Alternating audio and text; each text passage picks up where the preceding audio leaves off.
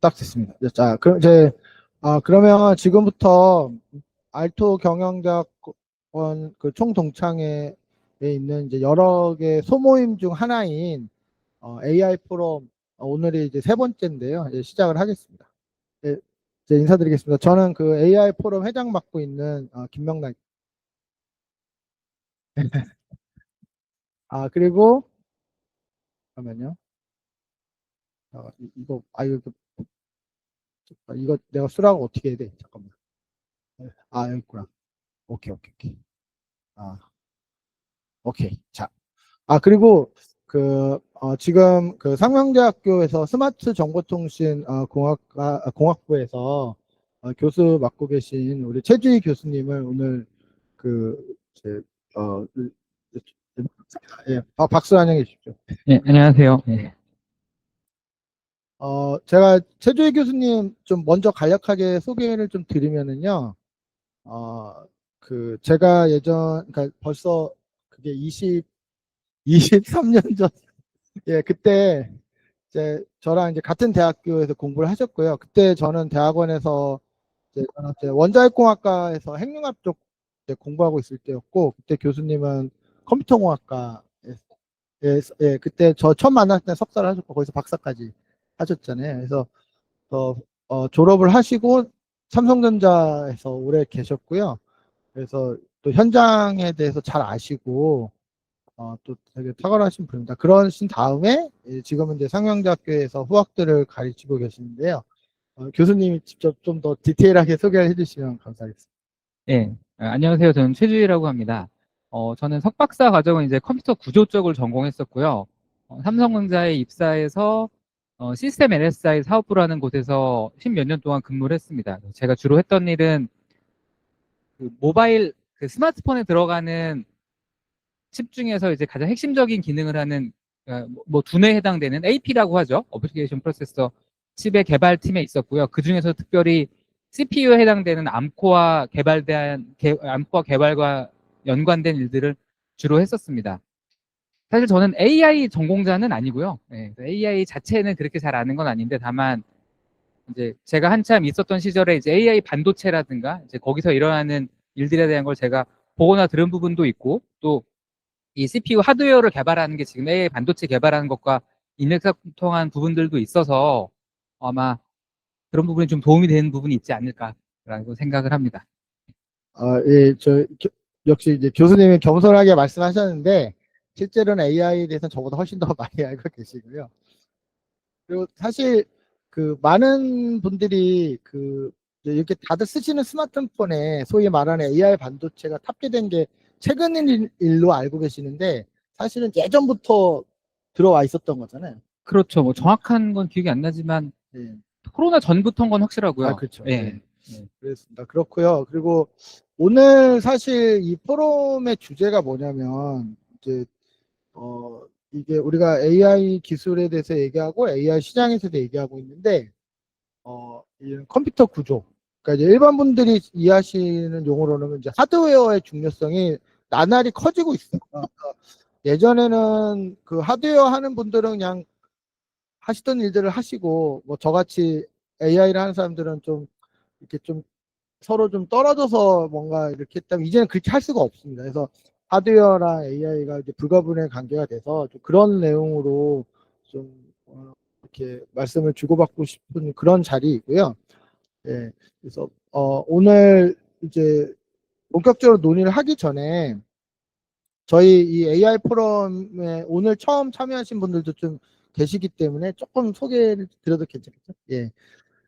저희 그 AI 프로는 그 알토 총동창회에 아주 유용한 소모임이 되게 많아요.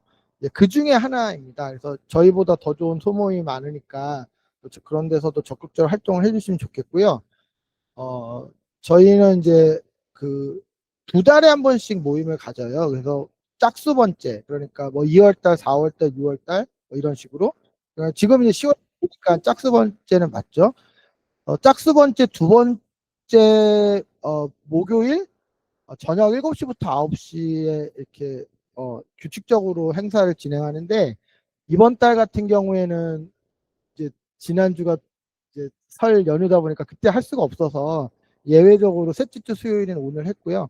그 다음부터는 이제 계속 짝수 번째, 두 번째 주 목요일 날 진행을 할 겁니다. 그리고 이제 보시다시피 우리 포럼은 이렇게 어떤 전문가분이 앞에 나와서 뭐 좀 반반향적으로 쭉 특강을 하시고 끝나고 이렇게 진행되는 게 아니고 이렇게 좀 인터뷰 형식으로 질문도 드리고 또 답변도 해주시고 의견도 나누고, 그리고 여기 참여하는 분들이 수시로 질문을 올려주시면 또 그걸 또 제가 그거 보려고 제가 좀 독고 왔어요. 그래서 보고 또 질문 드리고 이렇게 조금 다소 좀 우왕좌왕 좀 어수선할 수는 있지만 좀 살아있는 얘기를 주고받고자 이렇게 이런 포맷으로 진행을 하고 있고, 그리고 주제도 좀 가장 그 AI 시장의 어떤 트렌드라든지 그때그때 중요 이슈를 고려해 가면서 계속 바꾸고 있어요. 그리고 이런 포럼에서 나온 얘기를 감안해서 다음 행사에는 또 어떤 연사분을 모시는 게 좋을지도 좀 고민하고 이제 그런 식으로 진행을 하고 있습니다. 그러면 이제 저희 AI 포럼에 대한 소개 자체는 이제 이걸로 마치고요. 저희 본격적으로 시작하기 전에 저희 같은 이제 이런 그 총동창의 소모임이 잘 돌아갈 수 있도록 신경 써주시는 우리 총동창의 회장님이 이제 또 마침 또 자리를 빛내주셨는데 앞에 잠깐 나오셔서 뭐 저희 동창회 소개도 좀 해주시고, 제 마이크 드리겠습니다. 예, 거기 앉으시면. 안녕하세요. 예, 예. 반갑습니다. 우리 저 소모임들이 많은데, 대부분 이제 취미도 있고, 뭐, 등산반, 걷기 모임, 뭐, 활발한데, AI 모임은 이제 금년에 새로 생겼고, 많은 사람들이 참여하기를 이제 바라는 마음도 있고요.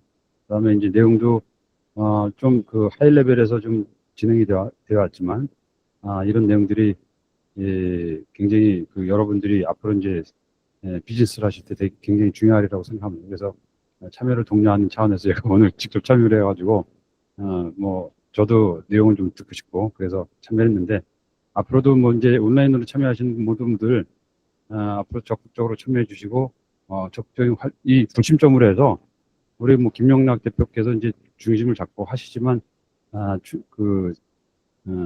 여러분들이 여러 가지 아이디어를 이제 여기 김영락 대표님을 중심으로 해서 좋은 아이디어를 내가지고 좀 더 활성화시키기를 기대하겠습니다.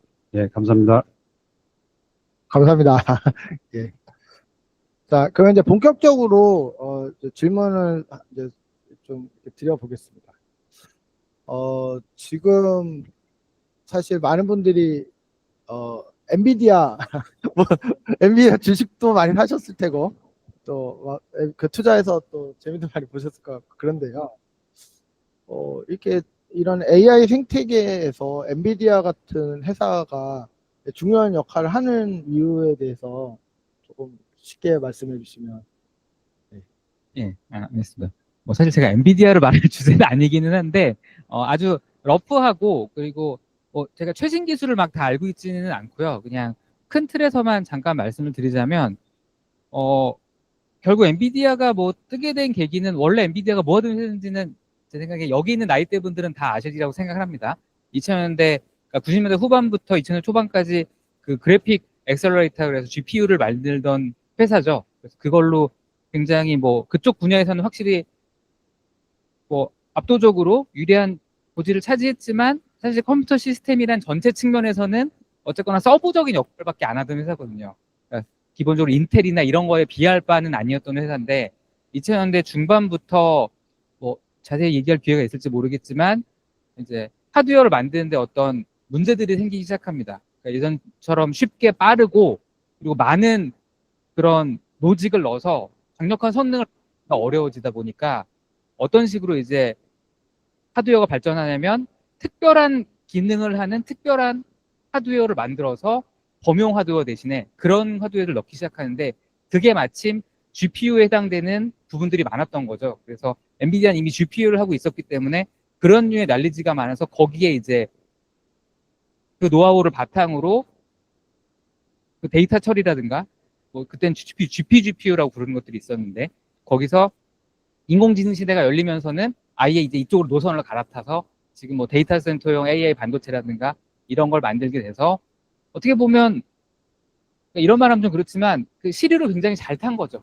예, 딱 그 적정한 시대에 적절한 기술을 가지고 좋은 위치에서 시작해서 지금은 거의 뭐 다른 데가 넘볼 수 없도록 압도적으로 성장한 기업이라고 볼 수 있겠습니다. 예, 그 쟁슨한 그 자서전, 그러니까 이제 전문 작가가 쓴 책인데 그것도 읽어보면 엔비디아가 이제 이런 작금의 AI 시대를 생각하고 GPU를 만든 건 아니고 이제 그렇겠죠. 이제 그래픽 카드를 만들고 열심히 하는 와중에 이제 제프리 힌튼 그 교수팀이 이제 그 GPU를 가져다가 딥러닝을 하면 되게 좋다라는 걸 세상 알리고 이제 여기까지 왔는데요. 그러니까 이제 엔비디아 시대가 이렇게 되고 나서 그런 병렬 컴퓨팅이 없이 요즘에 말하는 그런 뭐 라지 랭귀지 모델 포함해서 이런 AI 성능을 낼 수 없는 거가 그냥 기정사실화가 좀 되어 있는데, 예, 그렇죠.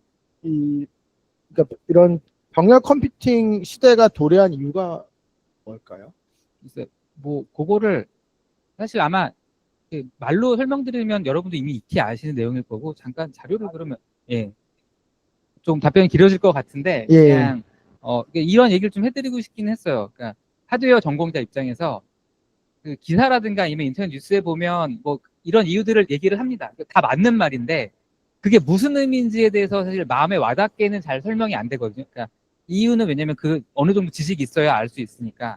근데 또 너무 깊이 알지 않더라도 약간만 알면 더 많은 걸 알 수 있는데 그런 것들을 이제 설명 못하는 분이 좀 아쉽더라고요. 그래서 그런 거를 좀 얘를 한번 좀 얘기를 해보려고 합니다. 그래서 이게 이제 무어의 법칙이라는 건데 그냥 큰 틀만 설명을 드리겠습니다. 그래서 여기 보면은 이게 지금 로그 스케일인데 그 시간이 흐르면 거의 쭉 요거 로그 스케일로 요 IC들이 들어간다는 건데 그냥 기능이 더 많아지고 더 강력한 성능을 낸다고 이해하셔도 됩니다.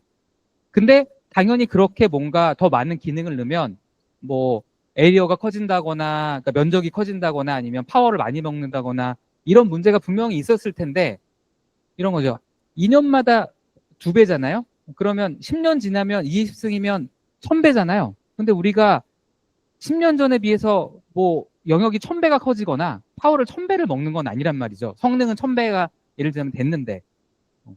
그래서 왜 그런 게 가능했냐면 그 백그라운드에는 사실 이런 그런 백그라운드들이 있었습니다. 그래서 간단한 뭐 공식을 자세히 설명드릴 건 아니고 요 파워를 계산하는 공식이 이렇게 되는데 이것만 보시면 됩니다. C라는 캐피시턴스가 있고 이거는 그냥 트랜지스터의 숫자라고 생각하시면 되고요. 프리퀀시는 여러분들이 그래도 어느 정도 아시는 왜 뭐 몇 클락 뭐 몇 기가헤르츠 뭐 이런 거죠. 그래서 그게 높아지면 똑같은 기능을 하나를 더 빨리 돌릴 수 있으니까 성능이 좋아지는 거고요. 그리고 요 V는 볼테이지, 전압입니다. 그래서 이 IC를 집적을 하면 이 트랜지스터 개수가 늘어났는데 파워는 그렇게 폭발적으로 늘어나지는 않았어요. 왜 그러냐면 이런 이유 때문에 디날드 스케일링이라는 게 있습니다. 들어보신 분 있으신지 모르겠는데 자, 요거는 그냥 간단히 말하면 공정을 슈링크하면 공정을 좀 줄이면 똑같은 일 혹은 더 많은 일을 해도 파워를 그렇게 크게 늘리지 않아도 된다는 그런 법칙이 있었어요. 그래서 이 숫자들은 여러분 무시하셔도 되고요. 예, 무시하셔도 되고 그동안은 그러니까 늘어난 트랜지스터를 공정을 이렇게 줄여서 어느 정도 커버를 해왔거든요. 근데 그게 어느 순간부터 문제가 됩니다. 그게 언제냐면 여러분 혹시 기억하실 수 있을지 모르겠지만 2000년대 중반에 그게 안 돼요. 그러니까 이제는 공정을 줄여도 여러분 몇 나노 이런 거는 많이 들어보셨죠? 예. 그게 뭐 하냐면 이 트랜지스터의 크기 같은 걸 말하는 건데 예전에는 그걸 줄여가지고 여러 가지 문제를 극복했는데 2000년대 중반 되면서부터 그걸 줄여도 그렇게 크게 성능을 높이거나 이게 볼테이지를 줄여서 파워를 줄일 수 없는 상황이 됐어요. 그래서 그거에 대한 자구책으로 하드웨어 업계에서 나오기 시작한 게 이 멀티코어라는 개념입니다. 여러분 기억을 떠올려 보시면 90년대 후반, 2000년대 초반에는 무슨 X86이니 뭐 386, 486 하면서 칩 하나가 굉장히 많이 발전하고 했는데 2000년대 중반부터는 멀티코어라 그래서 코어 수가 늘어나기 시작했죠. 근데 그때는 이제 마케팅은 멀티코어가 되게 좋은 거라고 했지만 사실은 멀티코어가 좋아서 그렇게 한 게 아니라 싱글 칩을 잘 만들기 어려우니까 코어를 여러 개 만들기 시작한 거에 가깝습니다. 여러분 이제 경험하시는 분들이니까 이런 비유를 들으면 좀 이해가 되실 텐데, 똑같은 그 시간당 단가를 갖는 사람이 있는데 이 사람한테 예전에는 이 사람이 한 시간에 100일이라는 일을 할 수 있었어요.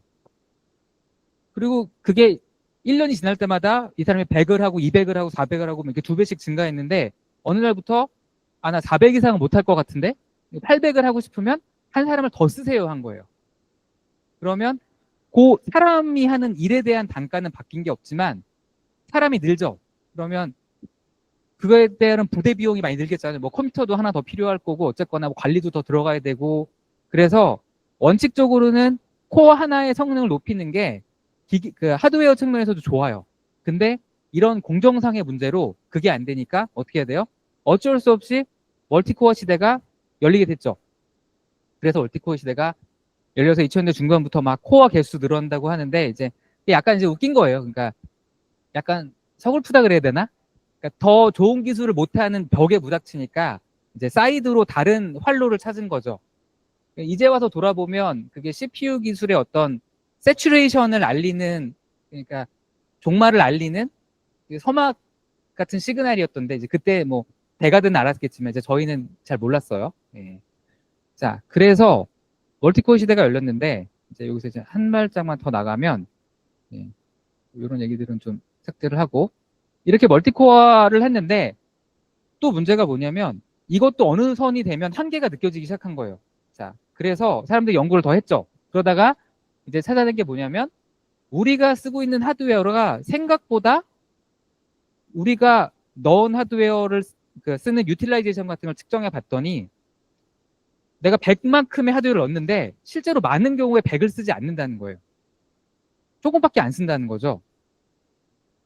그래서 알아봤더니 내가 어떤 일을 하기 위해서 되게 비싼 기계를 넣었는데 사실 그 기계를 그렇게 자주 쓰지 않아요. 그래서 어떤 생각을 하면, 비싼 기계가 필요하면 그거를 2개 늘리는 게 아니라 좀 싸지만 가성비 있는 기계를 하나 들여놓는 식으로 해서 똑같은 코어를 여러 개 늘리는 게 아니라 다양한 일을 하는 여러 코어들을 늘리기 시작했습니다. 그래서 지금에 와서는 코어의 종류도 많아지고 개수도 굉장히 많아집니다. 그래서 이것만 한번 말씀드리면, 이게 지금 그림이 잘 보이실까 모르겠네. 최신 이제 인텔의 CPU인데 보면 코어에 이렇게 종류들이 있거든요. 근데 CPU만 하나만 말씀드릴게요. CPU 보면, 그래서 코어를 어떻게 만드냐면 빠른 일을 하기 위한 코어를 만들고, 전력대 성능비죠. 그러니까 이피션트한 코어를 만들어요. 그래서 내가 굉장히 빠른 일을 굳이 하지 않을 때는 그 전력대 성능비가 좋은 작은 코어를 돌리고, 굉장히 큰 일을 해야 될 때는 B코어라는, 그러니까 퍼포먼스 코어라는 파워를 좀 많이 먹지만 성능이 빠른 코어를 돌립니다. 그래서 여러분 지금 핸드폰에 그거 다 들어가 있습니다. 예, 코어 뭐 갤럭시 쓰신 분은 아마 8개쯤 들어가 있을 거고요. 코어가 CPU만. 뭐 애플은 뭐 4개나 6개쯤 들어가 있을 텐데요. 그렇게 세분화하기 시작한 거죠. 하나로는 뭔가 못한다. 근데 이제 여기서 이제 하나 재밌는 게 뭐냐면, 그러면 왜 굳이 똑같은 코어를 만드냐 하면, 자, 퍼포먼스를 높이기 위해서는 그래도 어느 정도 기본적으로 내가 넣어야 되는 기능들이 있어요. 근데 그 기능들을 넣으면 아무리 성능을 낮춰도 전력대 성능비가 잘 안 나오는 거예요. 반면에 전력비가 좋은 코어를 만들면 얘에다가 파워를 아무리 줘도 일정 이상은 성능이 안 나와요. 그러니까 따지자면 스포츠카와 경차 같은 거죠.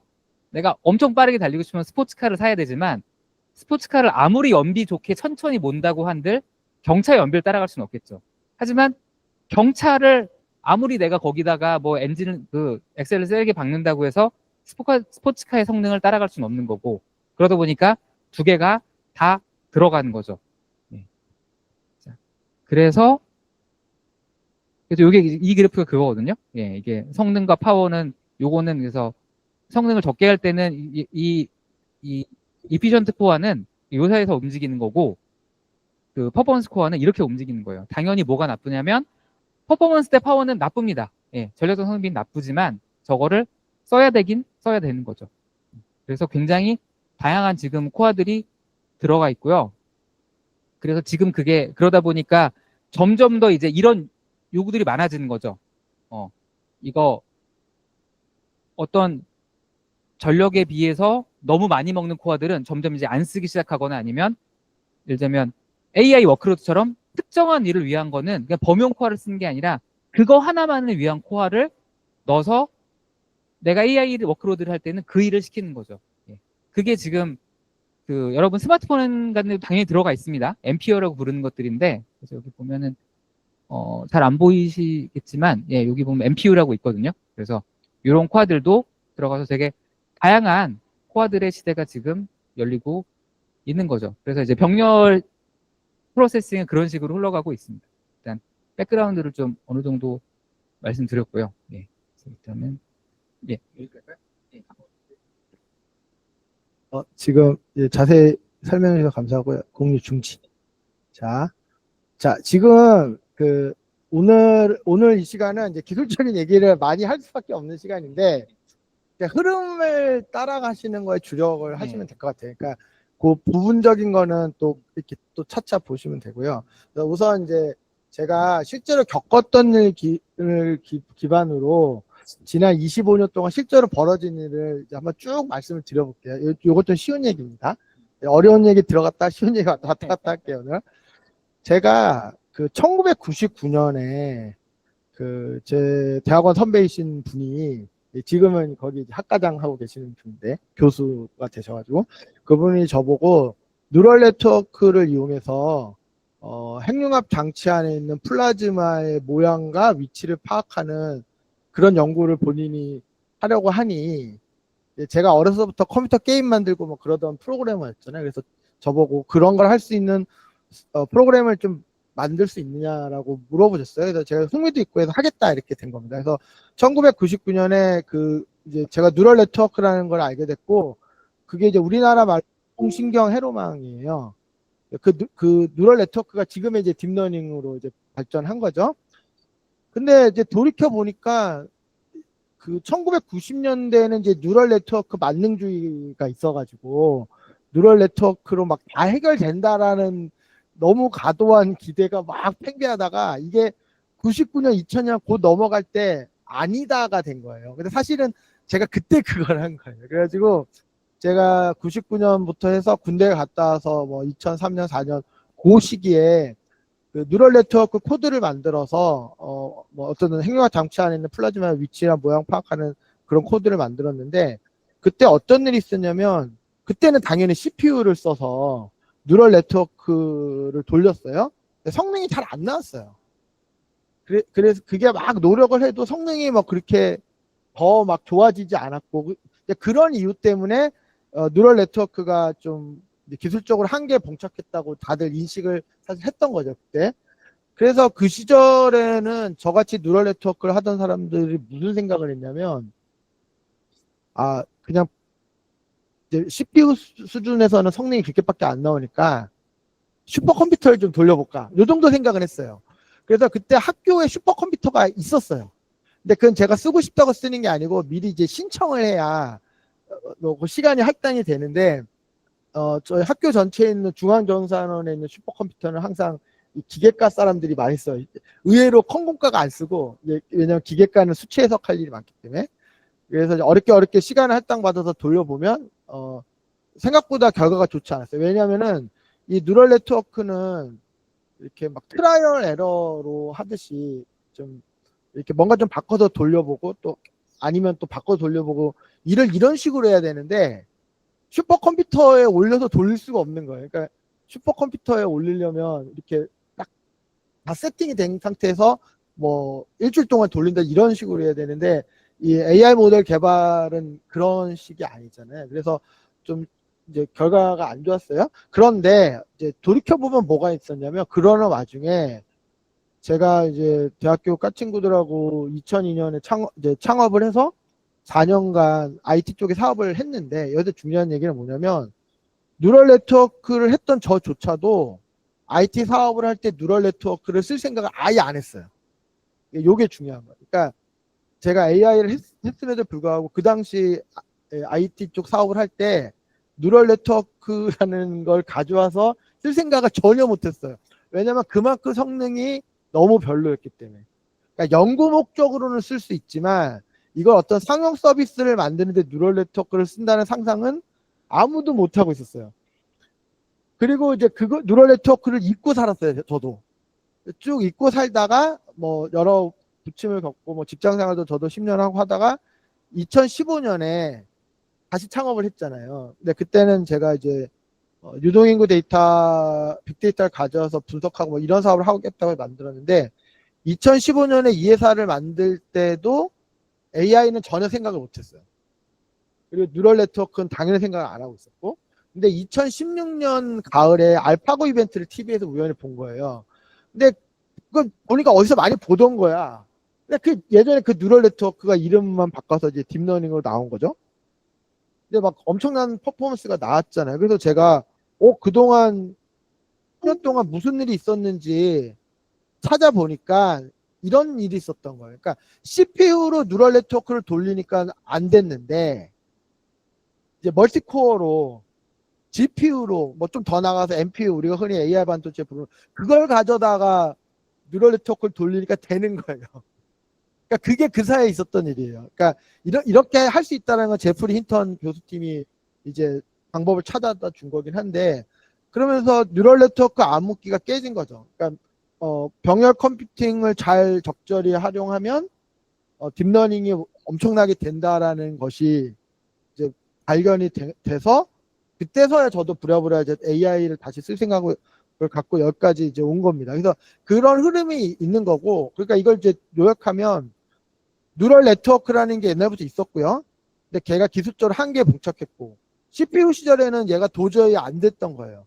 그리고 CPU가 계속 발전했지만 2000대 중반에 이미 무어의 법칙이 실질적으로 깨졌고, 그래서 CPU 성능이 계속해서 올라갈 수 없는 현실적인 상황이 이미 됐고, 그래서 그런 와중에 이제 멀티코어 이런 기술들이 이제 나오면서 병렬 컴퓨터를 이용해서 뉴럴 네트워크를 돌리면 아주 파워풀하다라는 걸 이제 알게 됐고, 그래서 딥러닝 전성시대가 열려서 이제 여기까지 쭉 왔죠. 근데 그 다음에 하나 더 있는 거는 그러니까 딥러닝 그 전신 뉴럴 네트워크를 병렬 컴퓨팅에 쓰면 좋다라는 걸 이제 다 알았는데 이제 그 다음은 또 어떻게 됐냐면 자연어 처리라는 분야가 있었죠. NLP가 원래 있었어요, 옛날부터. 근데 이제 딥러닝이 그렇게 뜨니까 딥러닝을 가지고 NLP를 할 생각을 한 거예요, 사람들이. 그래서 리커런트 뉴럴 네트워크라든지 LSTM이라든지 이런 걸 이용해서 자연어 처리를 나름 했는데 이제 그렇게 엄청나게 잘 되지 않다가 사람들이 무슨 생각을 했냐면 자연어 처리를 아예 대놓고 병렬 컴퓨팅에 맞춰버리자. 요게 LLM이에요. 그러니까 라지 랭귀지 모델은 인간의 문장을 팩터화 해가지고 이거 너무 기술적으로 들어가니까 이 정도 얘기할게요. 인간의 방대한 그런 답 포지셔닝 뭐 팩터 뭐 이런 것 해서 팩터화 해가지고 행렬 연상으로 커버되게끔 바꿔버린 거죠. 그러니까 이제 행렬 연상만 하면 되는 걸로 소화를 시켜버리니까 이제 병렬 컴퓨팅 발전이 많이 되어 있으니까 거기다가 우리 병렬 컴퓨팅을 쏟아 부으니까 LLM이 엄청난 성능이 나와서 그게 우리가 아시는 이제 챗GPT나 제미나이가 된 건데, 그러니까 이렇게 여기까지 온 겁니다. 그래서 지금 말하고 싶은 건 뭐냐면 이제 저희 입장에서 AI 하는 입장에서는 얼마 전까지만 해도 이런 하드웨어 사이드에서의 변화나 이런 걸 저희가 좀 무관심했어요.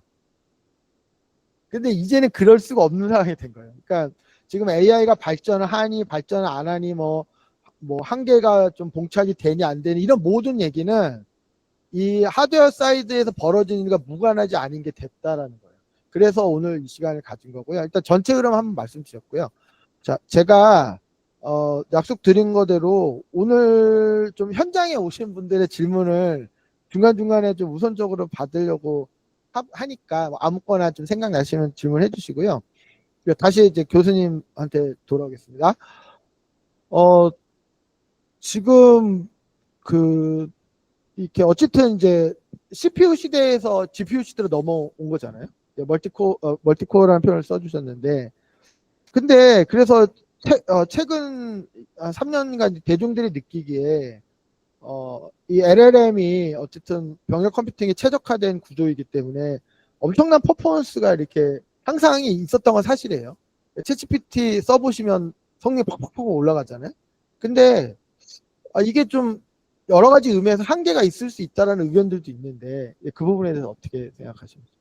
예. 그래서 사실 뭐 아주 뭐 이제 뭐 공정 이건 디펜던트니까 너무 자세한 얘기는 빼고 결국 지금 공정이 뭐 몇 나노 하고 HBM 하고 이런 것들이 어느 정도 한계가 있어요. 그러니까 이미 사실 부닥친 지 오래됐고요. 아까 그 보여준 슬라이드 이후로 사실은 꽤 오랫동안 그 문제에 부닥치고 있거든요. 그래서 뭐 저는 그러니까 기술적인 깊이 말씀드리는 게 아니라 그 속 얘기를 좀 말씀드리면 뭐 몇 나노 하잖아요. 그게 예전에는 그게 되게 의미가 있었어요. 그러니까 뭐 90나노다 65나노 준다 그러면 진짜 뭐 그만큼 성능의 발전이 있었던 건데 지금 뭐 9나노, 5나노, 3나노, 2나노 하는 거는 그 속을 들여다보면 다 약간 마케팅 용어에 가까워요.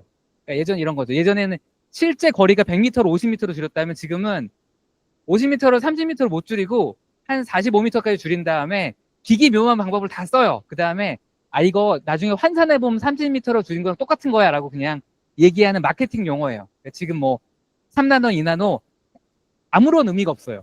예. 예전에 그런 기술적인 의미 아무런 의미 없고 그냥 그래서 인텔의 5나노가 뭐 삼성이 3나노보다 더 뭐 뒤진 거냐 뭐 절대 그런 거 아니거든요. 아마 그런 얘기 들어보셨을 텐데 그래서 이미 그쪽 단계 한계에 이르렀고 그리고 또 하드웨어 측면에서 말씀드리자면 AI 반도체라는 건 그 밑단까지 끝까지 가면 결국 뭐만 남냐면 행렬 연산만 남아요. 그러니까 굉장히 조그만 행렬 연산기를 엄청나게 많이 까는 거예요. 그러니까 예전에는 굉장히 큰 일을 할 수 있는 어떤 큰 연산기가 하나 있었다면 지금은 행렬 연산할 수 있는 애가 엄청나게 많이 들어간 거에 불과하거든요. 뭐 불과하단 말은 좀 그렇긴 하지만 자 그렇게 되는데 그게 언제까지 이거를 그럼 더 많이 늘릴 수 있을 거냐 한계에 부닥쳤는데 그 중에 핵심이 바로 전력 문제입니다. 그러니까 이걸 해결 못하면 앞으로도 그렇게 크게 전망이 있을까라는 생각이 들어요. 더 정확히는 발열 문제예요. 아까 사실 그 표를 그래서 말씀드렸던 건데 전력은 얘기하면 이제 그런 얘기 하신 분 있더라고요. 뭐 우리 원자력 발전소 지어서 그렇죠. SMR 뭐 배터리 만들어 쓰면 되지 않냐. 뭐 순수한 전력 문제면 그럴 수도 있어요. 근데 더 중요한 건 발열 문제거든요. 그러니까 전력은 어떻게 잡을 수 있는데 발열은 못 잡아요. 그런 식으로. 그래서 지금 뭐 CPU 같은 거 관심이 없으시겠지만 있으신 분들은 보면 중요한 스펙 중에 뭐 TDP 이런 게 있어요. 그게 뭐냐면 되게 신기한 지표인데 이 CPU가 몇 도까지 올라갈 수 있냐를 하는 게 굉장히 중요한 지표 중에 하나예요. 그러니까 얘가 얼마나 빨리 연산해, 얼마나 많이 연산해 이런 게 아니라 이 CPU가 몇 도까지 버틸 수 있어. 그러니까 내가 쿨링 시스템을 엄청나게 주면 성을 높일 수도 있고 쿨링 시스템이 나쁘면 이거 많이 못 써. 이런 지표가 존재를 하거든요. 그만큼 발열이 중요해요. 그래서 이 문제를 해결할 수 있냐는 지금 기술로는 제가 공정 전문가는 아닙니다만 굉장히 한계에 부딪혔다고 보는 편이긴 해요. 그래가지고 뭐 데이터 센터를 뭐 바다에 넣느니 뭐 하는 뭐 남극에 짓느니 하는 얘기가 다른 문제는 다 잡을 수 있는데 이 문제는 그 2차 전지로 따지면 왜 2차 전지가 그 못하는 이유 중에 하나가 그 전이차를 결국 극복 못해서 그런 것처럼 근본적인 문제에 부딪히고 있지 않나. 그리고 또 하나는 설령 그걸 극복하더라도 이런 거죠. 알파고 얘기를 해볼게요. 지금 좀 달랐지만 알파고가 이세돌을 이겼잖아요. 근데 이긴 게 중요한 게 아니라 경영하시는 분들이니까 만드는 게 중요한 게 아니죠. 더 중요한 게 뭐죠? 얼마나 싸게 잘 만드냐인데 이세돌이 쓰는 파워는 한 20W쯤 되고요. 알파고는 한 뭐 8,500kW? 뭐 몇천 배쯤 돼요. 파워를. 근데 이세돌은 그거 말고도 여러 개 할 수 있죠. 근데 얘는 그거 전용으로만 했는데도 그 어마어마한 파워를 먹은 거죠. 그러니까 사실 그거는 기술의 발전을 보여주는 거긴 하지만 한편으로는 한계를 보여주는 거기도 했어요. 파워를 지금 시스템으로 파워를 어마어마하게 많이 먹어야 되는구나. 그래서 엔비디아 GPU가 그나마 그런 것들을 엄청 노력하고 있는데 그것도 지금은 좀 세츄레이션 돼 가는 걸로 보이죠. 그래서 멀티코어랑 비슷하게 지금 어떤 식으로 그래서 많이 연구가 되냐면 엣지 AI 이런 거 들어보셨나요? 엣지 컴퓨팅? 그거 뭐냐면 스마트폰에서 AI 돌릴 거예요. 뭐 그런 얘기 하죠. 그게 물론 경영 전략상 좋은 것도 있지만 한편으로는 이 아까 제가 그 그림 보여드렸는데 스포츠카랑 그 경차 있는데 스포츠카에서 성능 향상하는 쪽으로 하는 게 한계가 있으니까 사업을 하려면 어떻게 해야 돼요? 그러면 반대쪽으로 끝까지 가보는 거죠. 엣지 AI에서 똑같은 성능을 내지만 파워를 적게 해서 전력을 적게 한다. 그게 이제 시장성으로서는 의미가 있지만 궁극적으로 A가 추구한 AGI랑은 사실은 어떻게 보면 반대 방향에 가깝다고 봐야 돼요. 그러니까 정확히 그건 아니지라도 그러니까 아까 얘기했던 싱글코어 발전 못해도 멀티코어 나오듯이 AGI 제대로 못 만드니까 HGI로 가는 부분도 분명히 있거든요. 그래서 지금 시스템은 좀 한계가 그래도 이런 하드웨어적에서 볼 때는 좀 있지 않나 그런 생각을 좀 하고 있습니다. 예, 제가 방금 이제 이 질문을 드린 이제 맥락이 사실 이런 건데, 좀 AI가 아닌 얘기를 잠깐 드리면, 이제 저는 이제 초등학교 때부터 뭐 코딩 하던 것까지 치면 저도 한 40년 정도 직간접적으로 코딩을 하고 있어요. 그러면 사실 40년 전 프로그래머들하고 지금의 프로그래머들이 아주 큰 차이가 있어요. 어떤 차이가 있냐면, 40년 전에는 이 컴퓨터가 메모리가 되게 적었어요. 뭐 진짜 뭐 64KB 이러던 시절도 있었고, 그러니까 그 당시 프로그래머들은 메모리를 아껴 쓰는 실력이 되게 중요했어요. 그래서 메모리를 막 쪼개서 할당하고 다 썼으면 반납하고 요거를 막 이게 엄청난 실력이었고 그게 일의 대부분이었어요. 그래서 그게 잘 안 되면 컴퓨터 다운되고 막 그쵸? 그래서 그때는 이제 포인터 써서 메모리 어드레스 다 건드리고 해야지 이렇게 가다가 요즘 프로그래머들은 어떠냐면 메모리가 넉넉하니까 그런 개념이 일단 없어요. 그래서 메모리를 펑펑펑 써요, 그냥. 그리고 다 쓴 메모리를 반납한다는 생각 자체도 없고, 그러면은 이제 이 얘기를 왜 하냐면은 메모리가 계속해서 싸지고 계속해서 커질 때에는 문제가 없어요. 이렇게 메모리를 막 쓰는 프로그래밍이. 근데 이제 메모리가 좀 제한적인 상황, 그러니까 특정 케이스에서는 메모리를 되게 아껴 써야 되는 시점이 실제로 있거든요. 근데 그럴 때는 그런 식의 코딩이 되게 문제가 돼요. 그러면 이제 AI에게 돌아오면 무슨 얘기냐면, 제가 1999년 막 2000대 초반에 뉴럴 네트워크를 할 때는 되게 제한된 하드웨어 리소스 안에서 뉴럴 네트워크 코딩을 했기 때문에 뭐랄까 이렇게 CPU 성능은 뻔하고, 그때 CPU는 진짜 지금 기준은 정말 환장하는 성능이죠. 뭐 슈퍼컴퓨터도 아무 때나 쓸 수 있는 게 아니었고, 그러니까 그 안에서 성능을 내려고 막 그렇게 애를 써놨는데, 이 최근 몇 년은 그런 거보다 그냥 하드웨어로 다 해결하던 시기가 요 최근 3, 4년이에요. 그러니까 멀티코어가 더 기술이 더 좋아지고 끌어다 쓸 수 있는 자원이 더 많아지고 뭐 이제 NPU를 더 많이 뭐 GPU를 더 많이 가동하고 이런 식으로 이제 해서 지난 2, 3년 특히 그 라지 랭귀지 모델 시대 이후에 어떤 드라마틱한 성능 한상이 그런 하드웨어 수준의 돈을 더 많이 쏟아붓고 리소스를 더 많이 끌어와서 된 거예요. 된 건데 이게 문제 뭐냐, 계속 그럴 수 있느냐의 문제인 거예요. 만약에 계속 그럴 수 없다면 이제는 우리가 요 몇 년 누린 것처럼 그렇게 기하급수적으로 성능이 계속 올라가지 않는다는 얘기가 되기 때문에 뭔가 우리한테 다른 기회가 주어진다는 뜻일 수도 있겠다는 생각이 들고 좀 그렇습니다. 그래서 이제 보통 요런 얘기를 할 때 비즈니스라는 분들은 이렇게 막 GPU 데이터 센터 많이 짓고 GPU를 엄청 갖다 쓰고 막 NPU 많이 쓰고 이러는 것에 비용을 얘기하시는 거예요. 그러니까 그 비용, 그게 너무 비싸지고 돈을 많이 들고 그걸 비즈니스로 감당할 수 있냐 이렇게 얘기하는 거고, 이제 기술을 하신 분은 이제 교수님처럼 그 과정에서 에너지를 많이 쓰고 발열을 잡는데 또 에너지를 많이 써야 되고 그렇죠? 뭐 이거를 우리가 잡을 수 있는 얘기고 사실 비슷한 얘기죠. 근데 일반 대중들은 이걸 아예 생각을 안 하고 있어요. 그래서 이제 제가 겪은 얘기를 말씀드리면, 이거 2주 전에 겪은 일인데 설 연휴 시작되기 전날에 겪은 일이에요. 그러니까 저희 회사가 이제 AI를 이용해서 스포츠 분야에서 뭐 이렇게 만드는 서비스가 있습니다. 그러니까 이제 회사 얘기니까 자세히는 안 하겠는데 그런 걸 있어서 스포츠 산업 현장에 계신 분들이 모여 있는 모임에 제가 일부러 갔어요. 근데 그분들 얘기 들어보니까 뭐라고 얘기하시냐면 스포츠 분야의 다양한 문제를 푸는 일, 뭐 스포츠 데이터를 분석하고 그런 일은 챗GPT로 다 해줄 수 있는 거 아니냐. 근데 이제 자기들이 챗GPT한테 이것저것 물어보니까 이렇게 충족이 안 되는 포인트가 있긴 해요.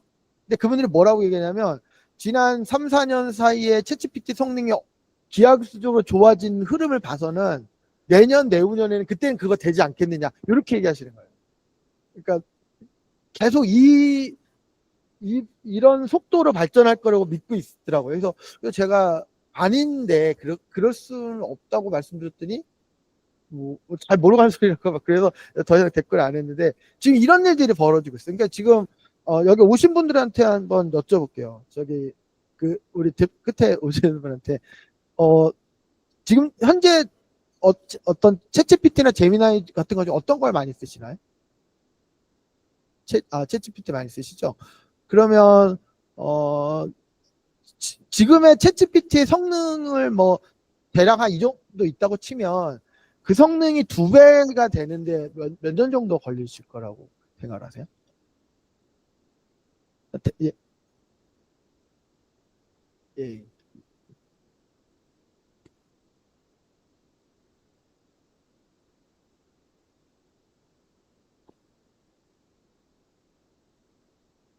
그렇게 기대하시는 거가 맞고요. 근데 그래서 여쭤본 거예요. 그러니까 이렇게 막 아주 치열하게 경쟁하고 있으니까 예.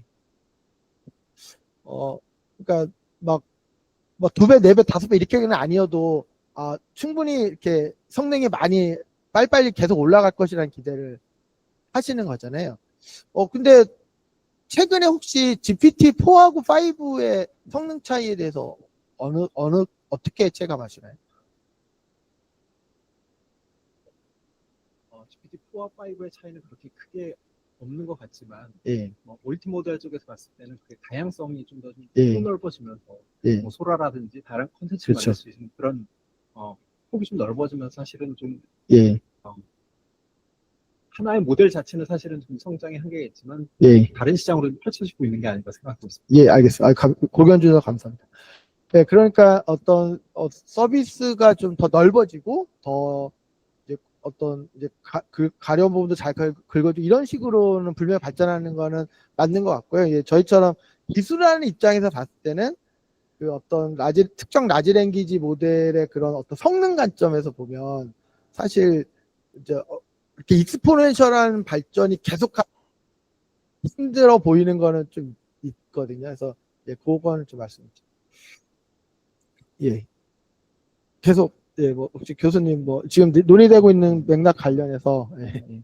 사실 방금 말씀하신 게 되게 좋은 말씀해 주신 것 같고 제가 했던 얘기랑 일맥상통한 부분이 있는 게 결국 이 하나로 극복이 안 되니까 결국 다른 쪽으로 뻗는 거잖아요. 예. 근데 다른 쪽으로 뻗는 거는 되게 그런 걸 다양해지게 할 수 있지만 궁극적으로 제가 궁금한 거죠.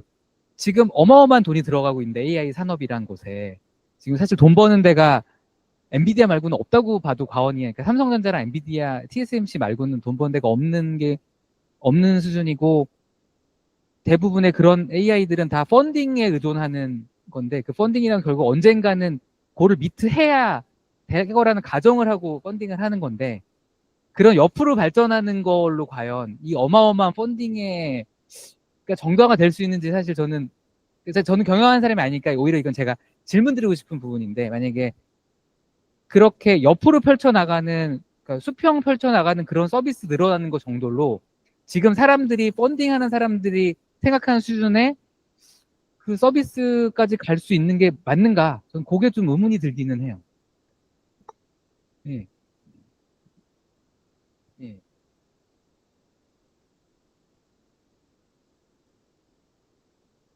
예, 그쵸. 예. 맞습니다. 예, 지금 예, 그러면은 이제 어쨌든 그러니까 불명한 거는 계속 발전이 있을 거라는 사실의 변함은 없어요. 그러니까 이제 근데 그 속도의 와 기울기에 있어서는 조금 달라질 수 있다 정도인 것 같고요. 그러니까 지금 어쨌든 이제 아까 얘기로 돌아오면 이 뉴럴 네트워크가 기술적인 사망 선고를 사실 그때 받았던 거거든요. 그 99년, 2000년 그 무렵에 그래서 그때 얘기를 좀 돌아가면 2004년, 5년 요럴 때 어떤 일이 있었냐면 어떤 연구를 할 때 논문에 뉴럴 네트워크라는 단어가 들어가면 자동 거절당했어요. 그러니까 이제 그 학회지 저쪽에서 그 죽은 기술 가지고 연구를 했으니까 내가 시간 들여서 읽어줄 필요가 없다. 그 해서 읽어주지도 않았던. 그래서 사실 아까 이제 교수님하고 미리 만나서 밥 먹는데 그 얘기를 했는데, 인공지능을 사실 그 한 10년 이전에 제대로 전공하신 분을 찾기가 쉽지가 않은 게, 그 시절에는 인공지능 암흑기였기 때문에 그걸 전공한 걸 실제로 읽기가 힘든 거예요. 그러니까 제프리 힌턴 교수님 본인도 사실 어떻게 보면 그 미국에서 이름 있는 대학에서 자리 잡기가 좀 쉽지 않아서 토론토 대학까지 가신 거잖아요. 그러니까 그런 암흑기가 이제 2000년대부터 2011년, 12년 그 사이까지 이렇게 있었던 거죠.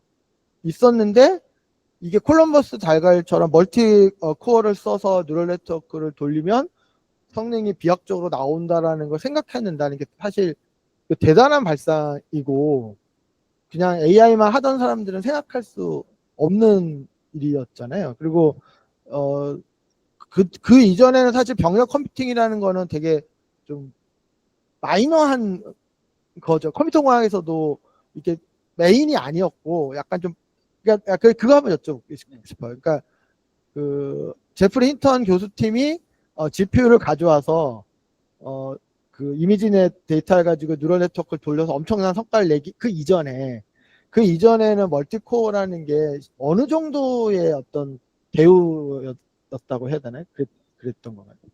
그러니까 사실은 80년대부터 이제 이게 AI도 부침이 있듯이 병력 컴퓨팅도 마찬가지로 부침이 있는데, 80년대 중반 후반 그때 이제 대학 다닐 때는 뭐 크레이 컴퓨터 이런 거 아마 슈퍼컴퓨터 그때 이제 한때 반짝했었죠. 병력 컴퓨팅 반짝하다가 그 공정기술 발전하면서, 근데 그때도 아까 말했던 그런 근본적인 고민은 있었던 거예요. 이게 싱글 칩으로 만드는 게 좋은 걸 아는데 못하니까 병렬로 가는 건데, 그 90년대 중반부터 10년간은 공정기술이 너무 발전돼서 이게 병렬 필요 없대, 싱글로 가면 된대 해서 그쪽에서 완전 죽었었거든요.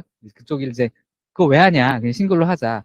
그러다가 멀티코어 시대가 열렸는데, 아까도 얘기했지만 그 마케팅하는 팀에서는 멀티코어 대단하다고 했지만 기술적으로 보면 사실은 대단하지 않아서 생기는 기술이에요. 멀티코어는 하고 싶지 않은데 하는 거예요. 네. 자, 뭐 그런 하여튼 부침들이 있었고요. 네.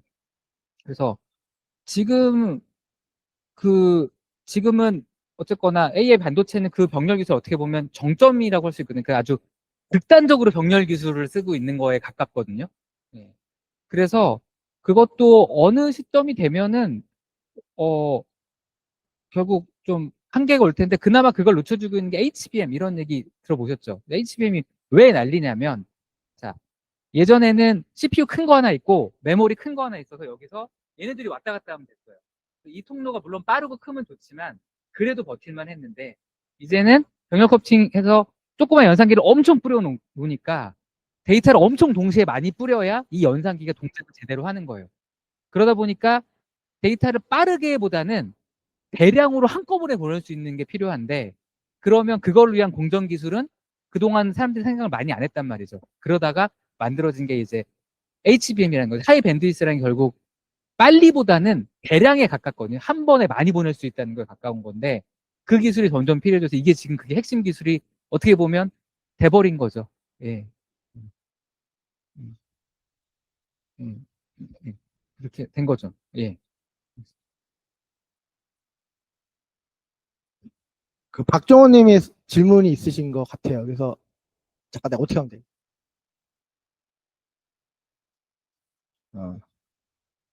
그러면 박정호 님은 제가 음소거 해제하시고, 예, 구두로, 예, 질문하시면, 예.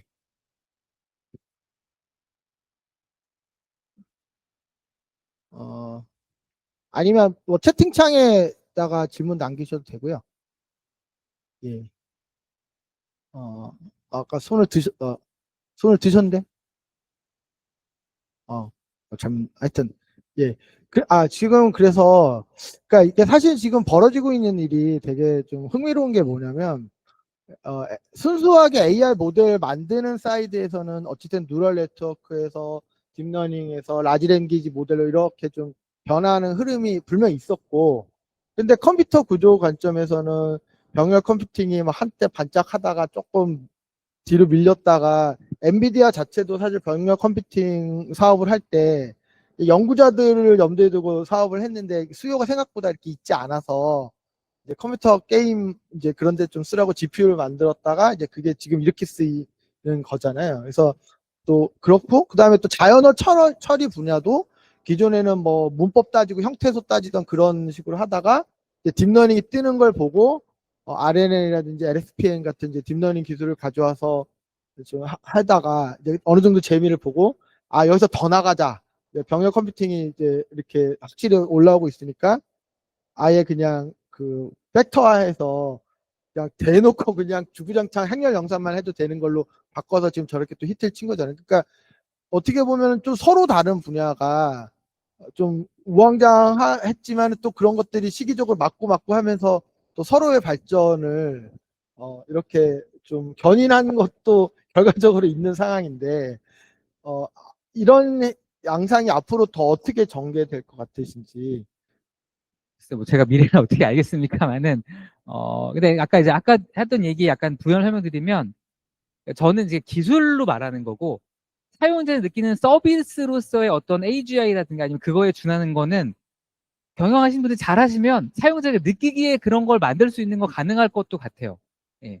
그래서 사실 아까 그 질문 드린 것도 그런 거였거든요. 그렇게 늘려서 과연 지금의 펀딩을 저스티피케이션 할 수 있겠느냐라는 게 기술은 안 될 것 같은데 기술 사이드에서는 저거 안 될 것 같은데 경영하시는 분들은 어떻게 뭐 경영적인 어떤 전략을 써서 사실 아니지만 그런 것처럼 어차피 소비자가 느끼기에 그러면 되는 거잖아요. 사실이건 아니건 보다는 그런 쪽으로 뭔가 그 생각들을 하고 계신지 궁금해서 사실 여쭤본 거에 가까웠고 근데 이제 전 이제 어쨌든 기술 입장에서 온 거니까 기술하면 얼마 전에 그런 되게 재밌는 말을 들었는데 사다리를 한 층 한 층 싸서 달까지는 갈 수 없단 말을 누가 하더라고요.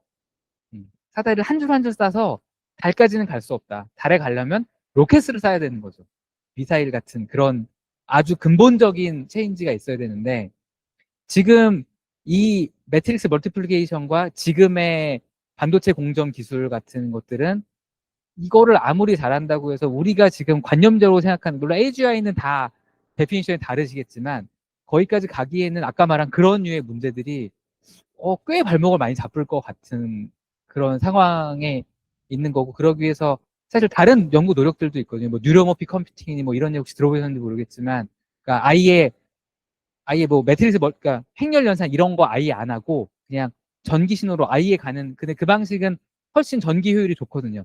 근데 만들기도 훨씬 어렵고 그래서 그쪽으로 가고 있어서 전 오히려 이제 그런 쪽에 하시는 분이 있으신가 물어보고 싶기도 했어요. 그런 쪽까지 이렇게 생각하시는 거 물어보고 싶은 마음도 있었는데 지금 약간 그러기까지 가긴 어려울 것 같긴 한데 하여튼 예, 하여튼 하고 싶었던 얘기 맞아요. 그 얘기였습니다.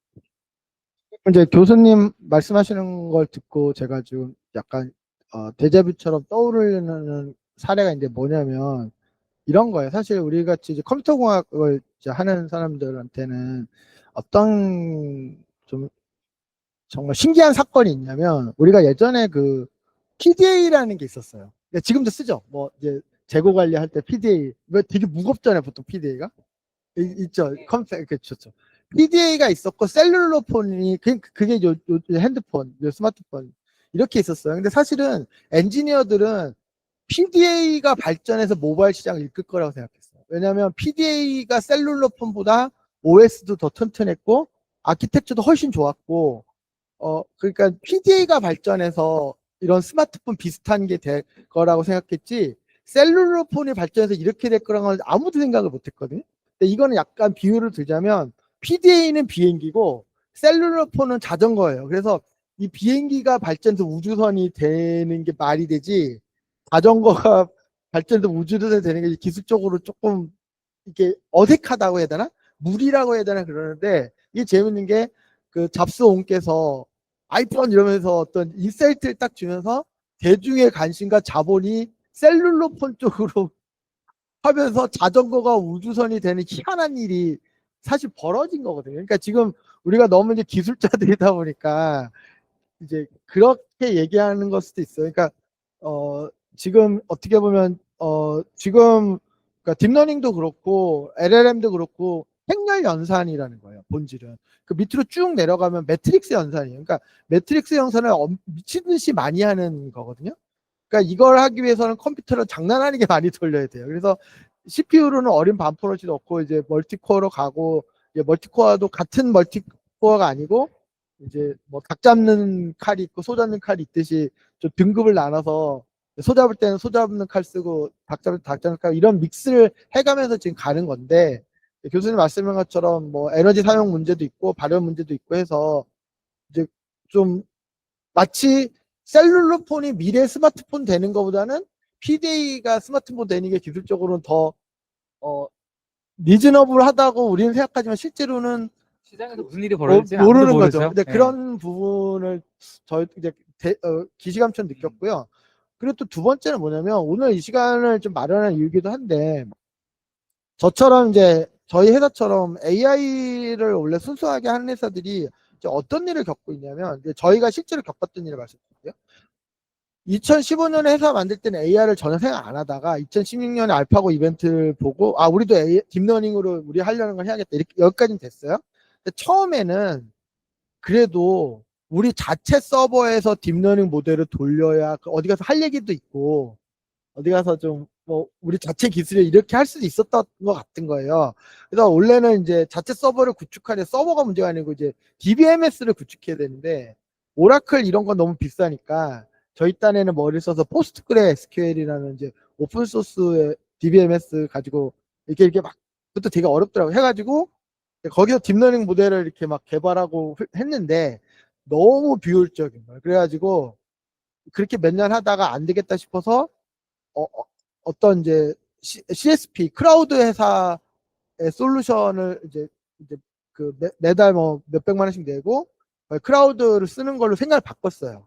그래서 저희가 뭐 여러 좋은 뭐 AWS도 있고 뭐 GCP도 있고 애저도 있고 막 이렇게 있으니까 우리가 그때그때 그런 걸 쓰면서 이제 어떻게 흘러갔냐면은, 우리가 고사양의 GPU나 NPU가 필요할 때는 이제 그걸 선택해서 돌리고, 그렇지 않을 때는 좀 저사양으로 돌리고, 그냥 그런 식으로 일을 했어요. 그러니까 저희 같이 AI 모델 만드는 회사들이 그냥 하드웨어의 문제는 그냥 우리가 돈만 지불하면은 크라우드 벤더가 알아서 이렇게 그때그때 이제 커버해 주는 거니까, 우리는 거기까지 신경 안 쓰고 그냥 우리는 이제 소식과 딥러닝 모델만 잘 만들게 하고 쭉 가다가 최근 2, 3년 사이에 그래서는 안 되는 게 돼버린 거예요. 그러니까 이제 우리 같은 AI 회사도 지금 말하는 이런 거에 대해서 들여다보고 앞으로 어떻게 될지 예상을 해야 비즈니스가 그려지고, 이게 지금 벌어지는 일입니다. 그러니까 얼마 전에는 이 AI를 한다는 회사들이 이런 뭐 멀티모드 뭐 코로니 이런 거에 대해서 전혀 생각 안 하다가 해야 되는 상황이 됐고, 또 그 부분에서 우리가 할 틈이 또 생긴 거고, 또 반대로 이런 하드웨어를 하는 회사들이 또 우리 AI 회사를 염두에 두고 비즈니스를 하고 있기도 하고, 그러니까 이제 이렇게 좀 시장이 바뀌었다라는 거고요. 이제 그런 얘기를 지금 드리는 거예요. 그래서 저희처럼 막 AI 개발을 하는 회사가 아니고 AI를 가져다 쓰는 입장에 있으신 분들도 이런 얘기를 좀 아시면은, 아까 되게 현실적인 얘기를 하면은 뭐 엔비디아 투자를 하실 때 주식 투자를 하실 때 이런 얘기를 좀 아시면 더 좋을 수도 있고, 또 AI 회사 투자하실 때도 그죠? 그런 생각을 좀. 뭐 너무 기술적인 얘기는 빼더라도, 그러니까 기존의 AI 반도체 개발하고 이런 거랑 지금이랑 조금 달라지는 부분은 그런 부분이 있는 것 같아요. 처음에 막 알파고 나오고 이랬을 때는 모델이 되게 다양한데 도미넌트한 모델이 없기 때문에 그 모델에 최적화된 AI 반도체를 잘 만들기가 어렵거나 아니면 만드는 게 되게 리스키했어요. 그러니까 지금 CNN이 유망해. CNN용 AI 반도체를 만들었는데 보통 2, 3년 뒤에 출시가 되거든요. 2, 3년 지나면 누가 요새 CNN 해? 이렇게 돼버린 거고, DNN 뭐 이거 RNN 갔다가 2, 3년 전에도 RNN용 만들었다가 지금 와서 만약에 내가 CNN용 반도체를 만들었을 때는 사람들이 다 뭐 했어? 이럴 거 아니에요. 사실 LLM도 모르겠어요. LLM 어떻게 될지 모르겠지만 LLM용 만들면 지금 열심히 만들면 2, 3년 뒤에 나올 거거든요. 2, 3년 뒤에 와서 아직도 그걸 쓴다고요? 할 수도 있는 거잖아요. 그래서 그렇게 그래서 이쪽 분야는 그 모델에 따라서 좀 편차가 좀 그 뭐랄까 변화가 다양한 것 같아요. 하드웨어 만드는 사람 입장에서는 그게 어려운 거예요. 하드웨어는 소프트웨어랑 근본적으로 다른 게 뭐냐면 만들어서 제공하면 끝이거든요. 소프트웨어는 업데이트가 되잖아요. 근데 하드웨어는 최적화해서 만들려면, 그러니까 그것도 이제 제너럴하게 만들 수도 있어요. FPGA라는 게 있는데 그걸 제너럴 만들 수 있는데, 그러면 너무 파워를 많이 먹고 너무 성능이 떨어져서 사실 실사용으로 못하고 그냥 검증할 때나 쓰는 거고, 실제 커스터머한테 줄 때는 완전 최적화해서 줘야 되는데, 주면 그 순간부터 더 이상 뭔가 늘릴 수가 없어요. 다운로드가 안 된다는 거죠. 그래서 거기에 맡겨야 되는데, 예전엔 그런 고민이 있었죠. 이거 만들어서 이 설명 뒤에 안 나오고 하면 허탕치고 뭐 길것 넣었는데 안 쓰고 뭐 그런 일들이 있었는데, 이제는 그래도 좀 어느 정도 모델들이 세츄레이션 되는 것 같아요.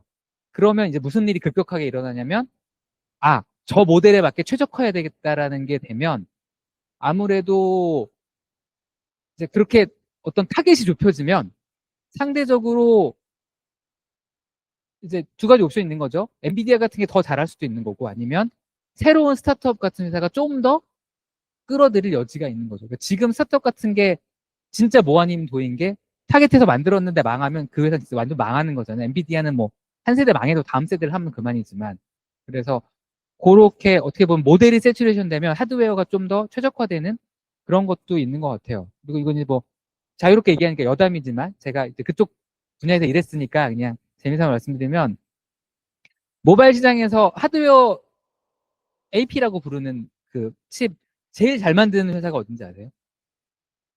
애플이에요. 예. 애플이 그 삼성 엑시노스고, 퀄컴도 자기네 이름 기억 안 나네. 스냅드래곤 있고 뭐 미디어텍 있고 이렇게 AP들 있잖아요. 예. 애플 칩이 압도적이에요. 예. 비교 불가 수준이에요. 근데 이제 우리는 애플 하면 소프트웨어 기업, 삼성 하면 하드웨어 기업하니까 그냥 그렇게 되는데, 압도적으로 잘 만듭니다. 근데 그게 왜 그런지 보면은, 애플은 하드웨어를 그 칩을 만들 때 누가 그거를 다 관리를 해주냐면, 소프트웨어 팀에서 우리 유저들은 이런 걸 쓸 거야, 이런 기능을 명세하고 이런 iOS를 쓰고, 그러니까 니네는 이런 기능인 걸 만들어 주면 돼 하기 때문에 거기 최적화돼서 만들어요. 예. 근데 이쪽 진영, 안드로이드 진영은 안드로이드 따로 만들고 암 따로 만들고 암 가지고 와서 삼성 퀄컴 따로 만들고 하니까, 아무래도 최적화라기보다는 서로 이렇게 그 뭐라 해야 되지, 호환성을 유지해야 되기 때문에 쓸까 말까 하는 기능도 넣어야 되고, 이거 우리는 이게 좋은데 쟤는 저게 좋은데 이렇게 서로 싸우기도 하고 그런 게 있는데, 거기는 가불관계가 확실하기 때문에 iOS 팀에서 그거 필요 없어 그럼 그냥 고민 없이 그냥 딱 잘라버리면 되고, 이거 그러니까 칩 크기를 이제 삼성 같은 뭐 이런 데는 이걸 내가 이만큼 키워야 되나 저만큼 키워야 되나 이만큼 키워야 되나 굉장히 고민도 많이 하고, 우리가 고민한다고 소용없고, 안드로이드에서 우린 그렇게 생각 안 하는데, 암에서 그렇게 생각 안 하는데 그러면 끝인데, 여기는 소프트웨어 팀에서 우리 그렇게 생각해 그러면 그냥 끝이에요 그걸로. 그래서 굉장히 최적화되게 만듭니다. 근데 그거는 왜 그러냐면, 그렇게 소프트웨어가 안정화됐으니까 하드웨어가 그렇게 안정화되는 거거든요. 근데 지금 여태까지 AI 모델은 되게 다양하니까 하드웨어도 안정화시키는 게 어려운 작업이었어요. 근데 만약에 지금 제가 계속 사실 여기 오시는 분한테 물어보는 게, LLM 다음이 뭐라고 생각해서 계속 물어보는데, 예, 예, 말씀을 하신 것 같고, 사실 이 부분에서 틈이 있다고 저희가 생각을 하는 건데, 그러니까 이 AI 기술 트렌드가 얼마 전까지만 해도 좀 약간 소프트웨어 사이드와 하드웨어 사이드 좀 따로 놀아도 큰 문제 없었다면, 이제는 그래도 되는 게 아닌 거예요. 된 게 이제 저희가 피부로 느끼는 거예요. 그러니까 이게 뭐가 있냐면은, 우리가 이제 뉴럴 네트워크 시대가 딥러닝 시대 DNN으로 왔을 때, 거기서도 이제 구체적으로 CNN 계열, 컨버리션 뉴럴 네트워크 계열이 있단 말이에요. 그러니까 물론 이제 리커런트 뉴럴 네트워크 계열도 있겠지만, 근데 CNN이 뭐 보통 뭐 대중적으로 잘 아시는 모델이야 욜로일 테고, 막 되게 많아요. 이렇게 한 100 몇십 가지 정도 되거든요. 그 어떤 구조적으로 분류를 했을 때 되게 이렇게 뭐 또 어떤 모델이 천하통일을 한 게 아니고 다 붕괴를 되게 많이 쳤고, 또 거기서 버전이 막 다르고 막 그런, 뭐 지금도 조금 그러고 있는데, 이제 그런 상황에서는 이제 특정 CNN 모델을 염두에 두고 NPU를 만들어 버리면 2년 뒤에는 그 CNN보다 더 좋은 CNN 모델이 나오고 뭐 이런 일이 이제 있었던 거예요.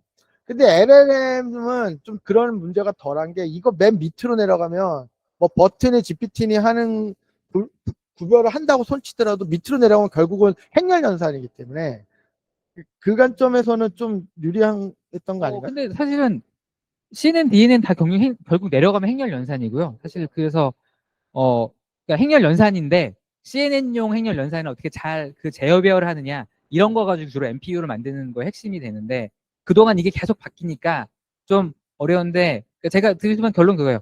LLM이 쭉 유지되면 하드웨어가 생각보다 금방 따라올 거예요. 그러니까 엔비디아가 생각보다 경쟁자를 만날 수 있는 확률이 좀 있어 보이는 거고 그게 아니라 또 바뀌고 계속 바뀌면 그만큼 뭐라 그럴까 큰 회사들이 좀 더 계속 유리한 상황을 가져갈 확률이 크겠죠. 그러니까 이것저것 해볼 수 있는 회사들이 가져갈 수 있는 확률이 크겠죠. 아니면 어떤 운 좋은 스타트업이 그냥 찍어서 맞췄는데 마침 그게 3년 뒤에 터져가지고 잭팟이 터지면 그 회사가 할 수 있는 거고. 그렇다면 그 CNN보다는 LLM 쪽이 좀 변화의 폭이 적어 보이는데 그렇죠. 예, 네, 제가 그렇죠. 물어보고 싶은 게 그 부분이었거든요. 체감하기에 그러니까 예. 저희 회사 그러니까 예전에는 CNN 쪽 일을 많이 했었고 지금 네. 어쨌든 LLM을 저희가 LLM 만드는 거는 네. 돈이 너무 많이 어린 방식은 없지만 뭐 파인 튜닝하고 레그하거나 그런 일을 저희가 하기 때문에 확실히 좀 여기는 조금 정리가 됐거든요. 그러니까 예. 예, 그러니까 그렇죠. 예. 그러면은 CNN을 염두에 두고 MPU를 만들 때보다는 LLM을 염두에 두고 MPU를 만들 때는 이제 조금 교통 정리가 더 조금은 많이 돼 있는 편이라서 그런 입장에서는 이제 경쟁자가 더 많이 나오고 그러니까 예, 골대가 옮겨지는 골대를 네. 하다가 정해진 골대를 하면 그러면 이제 원래 하던 사람이 더 잘할 수도 있는 거고 아니면 운 좋은 누군가 로또처럼 할 수도 있는 뭐 그런 상황이 그렇죠. 나올 확률은 조금 더 커진다고 봐야겠죠. 예, 그게 기회가 될 수 있을 것 같아요. 그러니까 제가 어떤 걸 느끼냐면, 좀 연배가 높으신 분들하고 이 젊은 AI 개발자들하고 마인드가 많이 달라요. 그러니까 저보다 연배가 높으신 분들은 이제 전문가 시스템 시절부터 하던 분들, 그리고 뉴럴 네트워크 암흑기도 겪었던 분들의 사고방식은 이제 그거를 못 벗어나는 게 있어요. 저도 포함해서. 근데 그 시절을 아예 모르고 그냥 LLM 시절에 들어온 개발자들은 이제 우리가 보기에 막 좀 되게 희망적인 마인드들이 기본적으로 있는데 또 그렇기 때문에 뭘 더 많이 해낼 수도 있다. 그러니까 모르는 게 약일 수도 있다고 해야 되나? 그러니까 이제 그 이전 과거부터 인공지능 암흑기를 직간접적으로 겪었던 사람들은 좀 몸을 자꾸 사리는 거예요. 그러니까 암흑기가 또 올까 봐서. 그런 얘기인 거예요. 근데 암흑기를 모르는 사람들은 그런 일을 전제를 아예 안 해버리고 다음 판을 그리기 때문에 어떻게 보면 중국의 딥시크 팀도 그렇게 해서 성공한 게 아닌가. 뭐 그때 한번 또 학교에서 강연도 해주셨는데 또 그런 생각도 또 불현듯 듭니다. 예. 뭐 요새 주식이 핫하니까 폭락장을 경험해보지 않은 주식 투자자와 호황기에 지금 처음으로 시작하는 주식 투자자의 마인드 차이 정도가 아마 될 수 예. 있겠죠. 예. 2008년을 겪지 않았느냐 뭐 그럴 수 있을 것 같고요. 예. 그러면 이제 우리가 이제 앞으로 어떻게 해야 되느냐, 앞으로 뭐 어떤 준비를 하면 좋겠느냐, 좀 그런 관점으로 얘기를 좀 해볼게요. 이제 질문도. 근데 사실 저는 이제 이렇게 보거든요. 뭐 어쨌든 그 앞에 뭐 뉴럴 네트워크 암흑기니 막 이런 거는 이제 얘기할 필요 없고, 저는 이제 2016년 알파고 이벤트 이후에 딥러닝 만능주의가 막 돌았다고 생각을 해요. 그래서 그때는 뭐냐면 모든 회사나 기관들이 자기들만의 문제를 풀기 위해서 딥러닝 모델을 만들려고 들었어요. 그 덕에 저희 같은 회사들은 사실 조금 돈을 벌었습니다. 근데 지금 이제 딥러닝 만능주의가 조금 거쳤고 지금은 LLM 만능주의예요. 그러니까 라지 랭귀지 모델 기반으로 만들어진 대화형 AI 서비스들, 뭐 멀티 모달 이런 것까지 포함해서 막 다 할 수 있는 것처럼 이렇게 되고 있는데 뭐 이게 계속 갈 거라고 기대하는 분들도 있고 어쨌든 한계가 좀 봉착한다고 생각하는 분도 있고 뭐 어떤 경우든 간에 그럼 넥스트 LLM은 뭐냐 이제 이거에 대해서 어떻게 생각하시는지. 그래서 뭐 저도 모델 쪽을 제가 연구하던 사람이 아니라서 사실 이건 제가 오히려 물어보고 싶은 얘기고, 사실 아까 계속 꺼냈던 질문인데, 미래 하면 이제 저는 계속 기술적인 얘기 계속 했던 얘기 같긴 한데, 이거 지금 지속 가능해 보이진 않는데, 그러니까 이거 지금은 어떤 희망이라는 꼴을 가지고 이렇게 달리고 있는 거고, 그러니까 쉽게 말하면 오픈 AI가 적자가 어마어마하게 나지만, 정상적인 상황에서라면 그 정도 적자가 나면 보통은 이제 투자를 안 하는 거나 아니면 되겠어라는 거 정상인데, 지금 그렇게 생각 잘 안 하잖아요. 예전 뭐 물론 테슬라라는 예제가 있긴 했지만, 예, 그래도 테슬라는 그래도 그때도 될 것 같았잖아요. 예, 될 것 같았는데, 이거는 그래서 희망은 있지만 벌써 몇 년째, 그것도 테슬라뿐만 아니라, 그러니까 오픈 AI뿐만 아니라 제가 알기로 어느 AI 그 서비스 업체도 흑자가 아닌 걸로 아는데, 그러니까 뭐 구글 제미나이도 제미나이가 흑자인 건 아니잖아요. 구글이 흑자일지언정. 예. 그로 흑자가 아니고. 예, 그래서 예, 뭐 미래 얘기를 하라고 했으니까. 그래서 근데 그럼에도 불구하고, 그러니까 이거는 이제 기술 사이드보다는 LLM이냐 아니냐는 어떻게 보면 그렇게 중요하지 않은 것 같다는 얘기를 하는 거예요. 예, 이미 어떤 시장 상황에서 때 LLM이가 아니면 다른 어떤 태그를 붙이냐는 중요한 게 아니라, 이거를 사람들이 참아낼 수 있는 기간 안에 유의미하게 다 매출과 흑자로 돌릴 수 있느냐가 어떻게 보면 기술적인 것보다 훨씬 중요한 포인트가 아닐까, 뭐 그렇게 생각합니다. 왜냐면 이건 하드웨어 입장에서도 마찬가지인 게, 엔비디아가 돈 버는 이유도 그거든요. 엔비디아가 돈 번다고 하지만 결국 엔비디아가 돈을 버는 이유가 뭐냐면, 그런 업체들이 펀딩 받아서 서비스를 하니까 엔비디아가 돈을 버는 거잖아요. 그 엔비디아 돈의 실체는 결국 거쳐가면 펀딩에 있는 거잖아요. 요새 뭐 아시겠지만 그 돌려막기 이슈 아시죠? 예, 뭐, 예, 예, 자전거래 이슈 아시죠? 그러니까 큰 기업들이 이거 하고 있잖아요. 그래서 그걸 돈 버는 건데, 그러면 그렇게 해서 만약에 어느 날 그 고리가 끊어져 버리면 엔비디아도 사실 돈을 벌 수 없게 되고, 이제 전반적으로 되니까, 이거는 기술이 뭐냐는, 저는 기술한 입장이지만 기술이 뭐냐를 이미 넘어선 얘기 같다는 생각이 들어요. AI를 이렇게 미래를 생각해 보면 LLM이 아니냐는 그렇게 중요한 문제일까? 뭐 그런 생각을 잠깐 해봤습니다.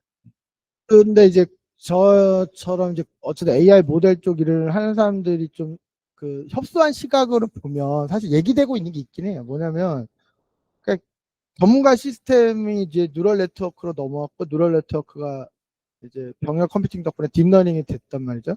근데 이제 딥러닝이 LLM이 됐다기보다는 이제 자연어 처리의 딥러닝을 쓰는 과정에서 이제 LLM으로 이제 발전했고, 근데 이 자연어 처리를 멈추면 이게 생각보다 막 이것저것 잘할 수 있는 게 너무 많다 보니까 지금 이렇게 이제 모델로 AI 모델 보면 이렇게 쭉 왔는데, 올 봄에 잭슨왕이 기조연설에서 피지컬 AI 얘기를 한 거예요. 그래서 사실 그걸 제가 보면서 여러 가지 생각이 들었는데, 아, 그러니까 LLM의 비용적인 한계를 보고 돌파구를 저렇게 찾는 거라 정말 사업가다 뭐 이런 생각도 들거든요. 그러니까 근데 제가 그러면 이제 AI를 하던 사람들이 피지컬 AI 뭐 PINN 그러잖아요. 뭐 피지컬 인폼드 뉴럴 네트워크 막 이런 얘기를 하면은 제 주위에도 있어요. 로보틱스를 하던 사람들 되게 짜증내해요 사실. 그러니까 그분들은 한평생 기계공학을 하고 이제 로보틱스 쪽은 또 사실 AI랑 다른 또 전문 분야란 말이죠. 근데 이제 AI를 하던 사람들이 이제 피지컬 AI 이러면서 또 그쪽을 기웃하는 모습을 보여주니까 제 그냥 친한 친구 중에서, 야, 마치 이거는 이제 야구 선수가 갑자기 축구 선수 하겠다고 하는 그런 느낌. 근데 이제 어쨌든 이제 그런 돌파구를 얘기가 나오기 시작했어요 올해부터. 그러니까 피지컬 AI. 근데 이제 그 명분이 있어요. 뭐냐면 그 어떤 모델 간 수준에서만 해서는 안 되는 게 많다. 현실에서 어떤 감각이라든지 센싱이라든지 이런 거 있어서 어떤 피직스까지 고려를 해야 되는 문제가 또 많은 건 사실이거든요. 그러니까 그런 쪽에 어떤 AI 모델이 또 역할이 있다라는 돌파구이긴 해요. 그래서 지금 실제로 올해 들어와서 그러니까 피지컬 AI, PIN은 이런 얘기가 많이 되고 있는 건 또 사실인데, 그 이제 피지컬 AI에 대해서 또 뭐 어떻게 사실 저는 피지컬은 사실 거의 전혀 모른다고 해도 과언은 아니지만, 다만 이건 있는 것 같아요. 아까 LLP 얘기하다가 이제 그 LLM 넘어갈 때, 근데 넘어올 때 그러면 LLP에서 썼던 그 많은 연구들이 실제로 잘 사용됐냐면 별로 사용하지 않았거든요. 거의 다 그러니까 거의 다 날아간 거에 가까워요. 그러니까 뭐 그런 썰인지 모르겠지만, 구글 번역 시스템, 그러니까 구글 번역에 번역 전문가가 아무도 없다라는 썰이 있었어요. 그러니까 뭐 실제인지 아닌지는 모르겠지만 왜냐면 이쪽 모델을 적용하면 그런 지금 기술이 그러니까 데이터를 넣어서 학습을 시키는 구조이기 때문에 학습한 내용 우리가 열심히 학습했던 내용 어떤 룰을 넣는 건 의미가 없다. 그렇기 때문에 열심히 연구했던 게 날라갔는데 피지컬 AI도 그런 전철을 밟지 않을까라는 생각은 있어요. 그러니까 기존에 로보틱스 하시는 분들이 그 연구해가지고 이렇게 일일이 하나 가지고 손이라기보다는 우리가 어떤 로직을 만들어서 이거 하면 이렇게 해야지 이렇게 했던 수많은 얘기들이 있지만 이 모델이 들어오면서 그거 다 날리고 그냥 학습시켜가지고 그냥 그걸 대체해 버릴 수 있으면 그것도 뭐 전망은 그렇게 그렇게 뭐 괜찮지 않을까. 예. 어떻게 보면 기존 로보틱스 회사들이 뭐 위기를 겪든가 아니면 그걸 흡수하든가 그런 일이 생기지 않을까라는 생각을 잠깐 해봤습니다. 어떻게 생각하십니까? 해주신 거 듣고 보니까 이게 이런 것 같아요. 그러니까 NLP라고 우리가 부르는 자연어 처리 분야 같은 경우에는 이제 어떤 일이 있었냐면 이거 되게 오래된 분야잖아요. 자연어 처리 분야는 사실 거기 그분들은 문법 수준, 언어학 수준 되게 이제 엄청난 노하우로 사실 뭐 문법이나 형태소 분석이 이런 것까지 되게 공들여서 쭉 하시다가 딥러닝 기술이 거기 들어가면서 RNN이나 LSTM 같은 게 들어가면서 말씀하신 것처럼 기존에 해놓은 거 다 날려버리고 그냥 그런 거 우리 모르겠고 그냥 딥러닝을 하면 비슷하게 돼 이렇게 된 거는 사실이에요. 근데 그렇게 가다가 이제 LLM으로 가서 그조차도 다 뒤집어져 버렸는데 근데 이제 피지컬 AI는 저희도 조금 이렇게 좀 들여다보면 조금은 다를 수 있는 거는 그러니까 예를 들어 제조 공정이라든지 로보틱스의 이런 이제 딥러닝이 들어갈 때 완전히 다 없애고 딥러닝을 다 되지는 않고 또 아주 기본적인 어떤 뭐 제어공학이나 유체역학이라든지 이런 피직스는 그래도 어떤 바운더리 컨디션의 의미 정도는 남아야 되더라고요. 그러니까 이제 자연어 처리 분야는 조금 특이하게 기존에 했던 게 다 리셋되고 그냥 AI가 들어가서 비슷한 일을 또는 그 이상 일을 했다면 이쪽은 그렇게까지 되지는 않을 것 같긴 해요. 근데 하지만 맥락은 비슷할 수 있다. 말씀하신 것처럼. 맥락은 비슷할 수 있다. 그러니까 완전 대체는 아니어도 좀 이게 좀 상당 부분 오히려 이걸 대체가 그러고도 설마 돼 하는데 또 되기도 하는. 그래서 지금 그런 거는 좀 보입니다. 저는 오히려 그쪽이 잘 될 거라 같은 이유가 뭐냐면 그러니까 기존 지금 시스템은 어떤 디지털화된 거를 가지고 그 안에서 돌아가는 걸 한 거고 그게 한계에 부딪혔잖아요. 그러니까 학습할 데이터가 없다라는 얘기를 해서 사실 피지컬 A가 나온 배경 중에 하나가 그런 걸로 알거든요.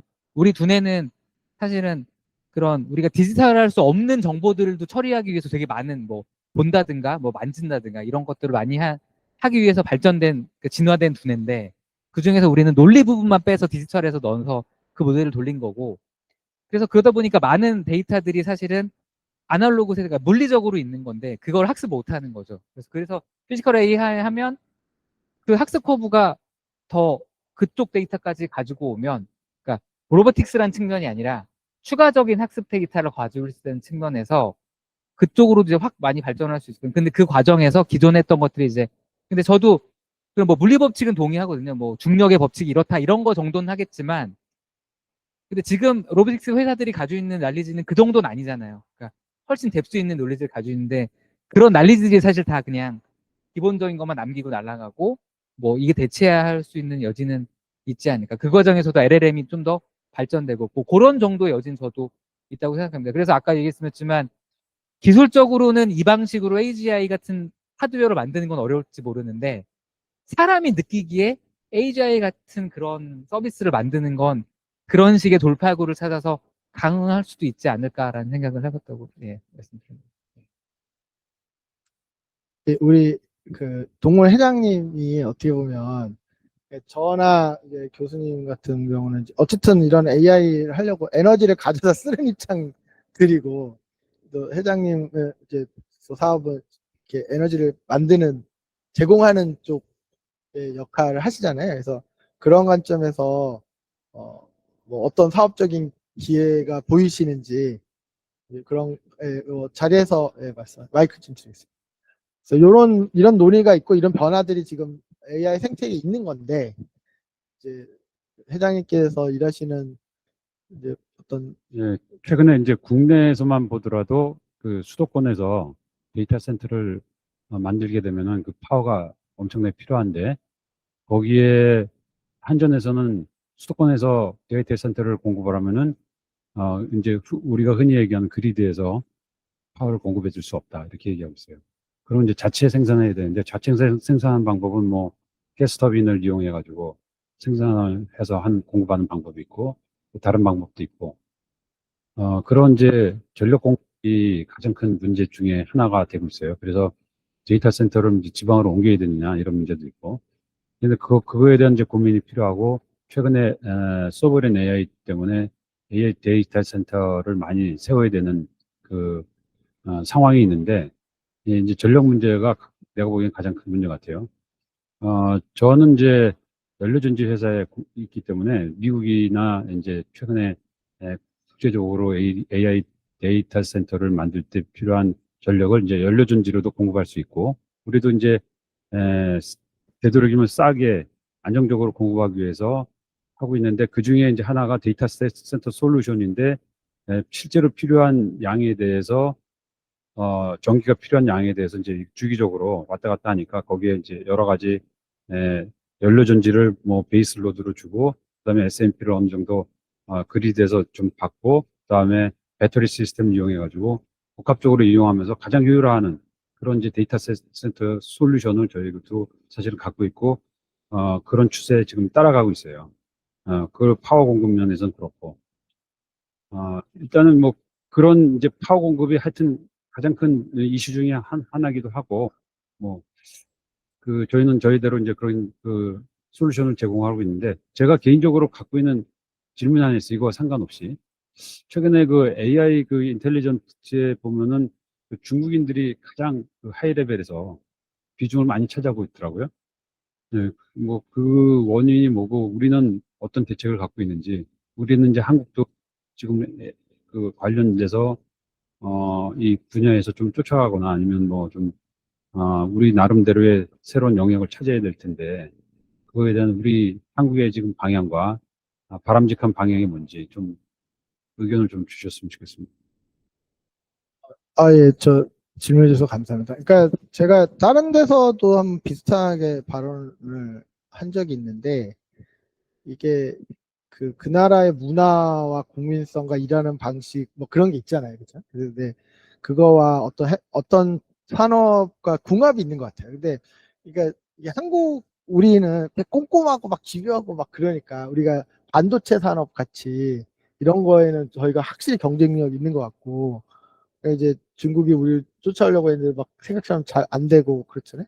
그러니까 이제 조선업 같은 경우에도 이제 한때는 중국이 이제 우리를 추월해서 1위처럼 됐다가 그러니까 이제 그 뭐 컨테이너선이나 벌크선 같은 거는 만들지만 뭐 LNG라든지 FPSO 같이 되게 기술이 많이 필요한 배들은 이제 선주들이 중국한테 맡겼다가 좀 품질에 불만을 많이 느끼고 우리나라로 다시 돌아왔다라는 얘기도 제가 알거든요. 그러니까 뭔가 좀 이렇게 정교하게 해야 되고 꼼꼼하게 해야 되고 집요하게 해야 되는 그런 산업은 좀 우리가 더 맞는데 이 AI 산업은 좀 이렇게 막 정교하고 꼼꼼히 이런 거보다 이제 물량으로 쏟아붓는 조금 이렇게 좀 그런 산업이에요. 그러니까 그렇게 막 그러니까 중국스러운 약간 인해 전술식의 좀 그런 막 자원을 쏟아붓고 막 그런 거하고 되게 결이 잘 맞는다고 해야 되나? 그러니까 이제 그런 관점에서는 좀 그리고 뭐 예를 들어서 그쪽은 이제 개인정보 이슈도 좀 우리보다는 허들이 낮으니까 안면인식 이런 건 이제 저희가 영원히 못 따라가거든요. 거기는 이제 12억 인민의 얼굴이 다 모니터링 되고 DB화 되고 우리는 그렇게 했다가는 뭐 개인정보 이슈 막 이러는데 이제 그런 게 없잖아요. 그리고 중국 같은 경우에는 이번에 이제 딥시크 사태 때도 조금 말이 났던 게 이제 뭐 중국 공산당도 뭐 헌법 같은 게 있나 봐요. 잘 모르는데. 근데 거기에 내용 중에 중국 공산당이 중국 기업한테 요구하면 군말 없이 모든 데이터를 줘야 되는 조항이 있다는 거예요. 그러니까 이제 딥시크에 간 데이터는 공산당한테 다 간다고 보시면 되는 거죠. 근데 이제 미국은 그렇게 안 되는데, 이제 미국은 이제 스노든이 폭로한 것처럼 이제 정보기관이 이제 알아서 가져가는 거고, 그런 거죠. 그래서 이제 돌아오면, 어, 기술만 놓고 보면 중국이 한국보다 되게 유리한 상황이고, 또 산업적인 특성이 중국 스타일의 어떤 그렇게 막 물량으로 쏟아붓는 그런 거에 잘 맞는 이 AI 그런 게 있어서, 저는 사실 기술만 놓고 보면 중국이 우리보다 더 위에 있다고 생각하고, 이 격차 좁히기가 쉽지 않다. 그럼 이제 우리는 뭘 해야 되느냐면, 이제 아까 대표 말씀한 것처럼, 뭐 이거를 어떻게 잘 응용하느냐, 이거를 사업적으로 잘 어떻게 좀 이렇게 문화나 뭐 이런 걸 입혀서 잘 이렇게 비즈니스를 만들어내느냐, 그런 거를, 그런 폴리틱스를 좋은 걸 많이 좀 선례를 남기느냐, 좀 그런 쪽으로 우리는 이제 가야 되지 않나 이렇게 생각을 합니다. 그래서 사실 제가 어 한국형 LLM 만들고 이런 거는 안 해야 된다고 저는 생각하거든, 개인적으로. 그러니까 이게 무슨 얘기냐면, 우리나라에서 옛날에 한국형 OS 만들다가 모 회사가 없어질 뻔한 건 아시죠? 그러니까 이게 우리가 이제 국산화에 대한 열망이 있어요. 그래서 한국형 OS를 만들보다 티모 회사가 한번 날아갈 뻔했고, 한국형 DBMS 만들다가 또 어디 한번 날아갈 뻔 하고 이런 거예요. 그러니까 LLM은 물량 싸움이고 자본 싸움이고 막 돈 이런 거라서, 그러니까 이거는 그냥 미국 또 좀 넓혀면 중국 정도까지 걔네가 그냥 하고, 우리는 그 가져다가 최적화하거나 그걸 가지고 비즈니스 잘 만들거나, 이게 좀 이제 그런 막 돈으로 물량으로 승부하는 치킨 게임에 우리도 덩달아 따라가는 것보다는, 좀 그런 거는 좀 그런 리소스가 자원이 되는 데들이 하게 좀 두고, 우리는 그거를 좀 이렇게 잘 쓰는, 그러니까 사실 윈도우즈가 특별히 대단한 OS여서가 아니고, 그 윈도우즈 만들 돈이 많이 들잖아요. 그러니까 그냥 우리도 윈도우즈보다 더 좋은 OS 능히 만들 수는 있죠, 당연히. 근데 그냥 그런 데 에너지를 쓰는 것보다는 좀 그냥 윈도우 가져다 쓰는 게 더 이득인 것처럼, 그러니까 역할 분담을 좀 그렇게 하는 게 좋지 않나, 좀 그런 생각을 해봤어요. 그리고 지금 되게 반갑게도 채팅창에도 우리 김성주 동문께서 이제 현대 로보티스 사례를 말씀을 해주셨네요. 그러니까 최근에 AI를 활용한 로봇 컨트롤러를 출시했다, 이렇게 말씀을 해주셨는데요. 그러니까 여기서 말하는 AI가 뭐 우리가 계속 말하는 피지컬 AI, PINN 수준일 가능성이 높겠죠. 제가 로보틱스 쪽은 잘 모릅니다. 근데 아마도, 그래서 이제 결과적으로 더 뭐 움직임이 더 원활하거나 뭐 성능의 안전면에서 더 좋거나 이제 그렇게 했겠죠. 그러니까 이제 시장에서 이런 움직임이 실제로 있기도 하네요. 예, 좋습니다. 그러면 이제 슬슬 마무리 수순으로 예, 지금 이제 90분 동안 쉴 새 없이 달려왔는데, 또 여기 또 오신 분들, 예, 저기 뭐 오늘 꼭 내용하고 상관없더라도 좀 뭐 평소 AI랑 관련된 뭐 의견이나 궁금증이나 그냥 두루두루 좀 한번, 예. 따로 말씀드릴 건 아니고, 어쨌거나 뭐 AI라는 시장 자체가 새롭게 전 세계를 지배하고 있고, 이 시장에 있어서 한국이 좀 뒤지지 않고 흐름을 잘 타서 저희가 좀 시대 조류를 잘 이끌고 나가는 그런 좀 기회가 좀 됐으면 하는 게 저의 바람입니다. 이런 논의와 이런 좀 고민들, 이런 것들이 계속 좀 많이 활발하게 진행이 됐으면 하는 바람입니다. 감사합니다. 오늘 말씀 잘 들었습니다. 저기 그 최근에 네이버에서 계셨다가 이제 수석으로 가신 그 하정우 수석 얘기에 따르면은 그 소버린 AI 얘기를 하는데, 그게 이제 지금 아까 얘기하신 우리가 LLM을 지금 개발을 하겠다는 거잖아요. 우리 자체적으로. 그런 뜻이라고 봐야 되겠죠.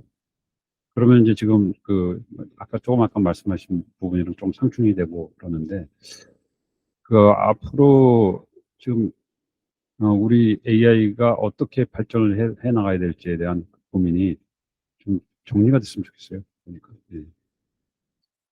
뭐, 좀 전체적으로 어떤 하중훈 수석은 왜 그런 얘기를 했는지, 물론 이제 그 본인 생각은 좀 틀릴 수 있지만 왜 그런 얘기를 했는지 그거에 대한 의견 좀 부탁을 드려요. 그분보다 뭐 더 잘 알고 이런 건 아니어서 뭐 이렇게 뭐 평가하고 이럴 입장은 아니고, 근데 이제 저는 좀 그런 생각이 있으니까, 사실 제가 이제 예전에 S모 그 대기업 그래도 잠깐 다녔을 때 거기서 이제 제가 정보 전략 일을 했었어요. 그래서 그때 뭐 호주 이런 데서 같이 하는 무슨 프로젝트가 있었어요. 그래서 어떤 일이 있냐면, 그 미국 개발자가 있었고 인도 개발자가 있고 그다음에 한국 개발자들이 있어요. 그러면 한국 개발자들은 이렇게 모아놓으면 시작과 동시에 개발을 해요. 노트북 표정 와 개발해가지고, 이 프로젝트가 6개월인데 한 3개월 지나면 다 만들어 놓고 이러는 거예요. 근데 미국 개발자들은 한 3개월 동안 노트북을 안 피고, 우리가 뭐 이클립스 뭐 이런 이제 아이디들 가지고 코딩을 해야 되는 그런 걸 안 하고, 뭔 말이 이렇게 많아. 그래가지고 뭐 이렇게 만날 이러쿵저러쿵 하고, 뭐 들어보면 이게 지금 프로젝트 상관없는 얘기인 것 같고, 뭐 막 되게 좀 정신 사나운 의견이 많고 산만하고, 그런 거를 원 없이 겪은 다음에 막판에 이제 얘기가 다 되면 그때 개발을 한다고 해야 되나? 근데 이제 인도 개발자들이 우리랑 미국 개발자의 중간인 것 같아요. 그러니까 이제 무슨 말씀드린 거냐면, 사실 좀 저희 AI 프로그램도 포맷이 이런 이유 중에 하나예요. 그러니까 너무 일사불란하고 막 교통 정리가 완벽하게 되고, 막 무슨 이렇게 막 이렇게 하면 된다고 막 이렇게 빠른 타이밍에 뭐 생각을 좀 픽스하고 이런 거보다는 좀 유연하게, 좀 다소 좀 우왕좌왕하는 것 같고 유연한 것 같고 막 생각을 막 바꾸는 것 같지만, 이런 과정을 겪으면서 어 결과적으로 남들이 생각 못한 거를 찾아서 그걸 먼저 시도하고, 그러니까 좀 대한민국이 AI라고 하는 어쨌든 좋든 싫든 큰 거대한 흐름이 있는 거고 그런 기회가 있는 건 사실이잖아요. 근데 여기에서 막 과거 막 경부고속도로 나올 때처럼 뭐 국가 발전 5개년 계획 딱 수립해서 그 5개년 동안 그렇게 쭉 이런 식으로 하는 것보다는 좀 이렇게 여러 의견도 상충도 되고 이렇게도 좀 이런 접근을 저는 하는 게 맞지 않냐는 생각을 하고 있어요. 왜냐면은 우리가 제프리 힌턴 교수팀이 컴퓨터 게임할 때나 쓰는 그 GPU를 그렇게 지금 와서 뭐 그게 좋은 GPU도 아니었단 말이에요. 그걸 사와가지고 이미지넷에 있는 데이터 돌려서 이미지 인식 프로젝트를 할 생각을 했다라는 게 되게 그런 어떤 연역적이고 어떤 정교한 플랜이 아니에요, 그게. 어떻게 보면은. 그러니까 뭐, 하지만 그렇게 해낸 거고 딥러닝 시대를 연 거거든요. 그러니까 우리도 좀 그럴 필요가 있지 않느냐. 그래서 자꾸 막 너무 막 그러니까 이제 답변 얘기도 죄송한데, 그러니까 제가 일단 답을 모르는 것도 사실이고, 그러니까 왜냐하면 저희 회사가 어쨌든 AI를 가지고 사업을 하겠다는 게 10년이 됐어요. 근데 더 모르겠어요. 그러니까 어떻게 해야 돈을 버는지. 열심히 어쨌든 하고 있는데, 근데 이제 생각이 바뀐 거는, 명확한 것이 그렇게 딱 그렇게 있는 게 아니고, 좀 이렇게 트라이얼 에러를 막 이렇게 얻듯이 이런 시도 저런 시도를 하는 중에 고객의 반응과 시장의 반응의 겸을 받아들여가면서 바꾸고 또 우리보다 더 잘하는데 하는 거 따라도 해보고, 그러는 와중에서 또 새로운 시도 이렇게 하면서 한국만의 어떤 그런 새로운 비즈니스 모델 이런 게 좀 나왔으면 좋겠고, 지금 이 자리도 좀 그렇게 됐으면 하는 맥락에서 준비를 해보는 거예요. 예. 자, 그러면은 이제 마지막으로, 네, 아주 길게 얘기하셔도 돼요. 한 20분 얘기하셔도 돼요. 그러니까 마지막으로 최재 교수님께서 오늘 이렇게 긴 시간 동안 이제 이렇게 주셨는데 뭐 소감도 좋고요. 이렇게 좀 한번 얘기를 해주시고 마무리하겠습니다. 길게 얘기할 건 없을 것 같고요. 예.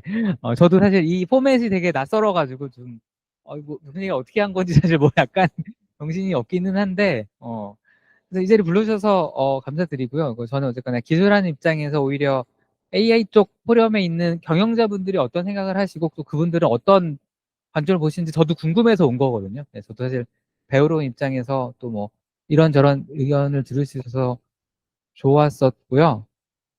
아까 뭐 그 얘기를 하자면 사실 얘기하면서 생각난 건데 이제 회사가 회사다 보니까 우리 이제 늘 그런 생각을 하죠. 꼭 1등을 해야 되나? 이런 생각도 잠깐 하고, 그러니까 굉장히 소용돌이를 치고 있는 기술적 소용돌이를 치는 와중에서 승자가 되면 당연히 압도적인 어떤 그런 헤게모니를 지는 것도 사실이지만 죽는 사람도 되게 많은데 그러니까 리소스가 엄청 많은 국가에서는 그런 어프로치도 나쁘지 않을 수 있는데 우리는 세계적으로 리소스가 많은 국가가 아닌데 그 전선에서 그렇게 얘기하면 아까 말했지만 5개년 계획에서 만약에 누군가 5년 전에 CNN에 올인해 정부에서 CNN 올인해서 했다면 지금 우리 AI는 망했을지도 모르는 거거든요. 예. 그래서 헤게모니 그러니까 그 소버린이 잘 모름 정책을 모릅니다만 좀 계획을 세우더라도 꼭 무조건 1등이 돼야 되고 꼭 픽스대가 아니라 약간 대응을 잘할 수 있는 계획을 세운다.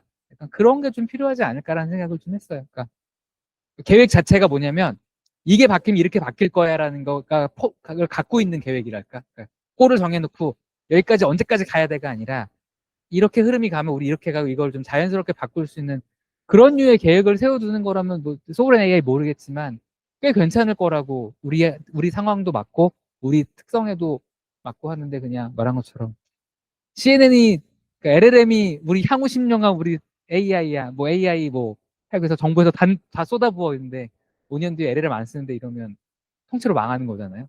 그러니까 좀 뭐 유연한 어떤 계획을 세우는 게 필요하지 않나 갈수록 예. 너무 세상이 빨리 변하기 때문에 그런 좋지 않을까 생각을 해봤습니다.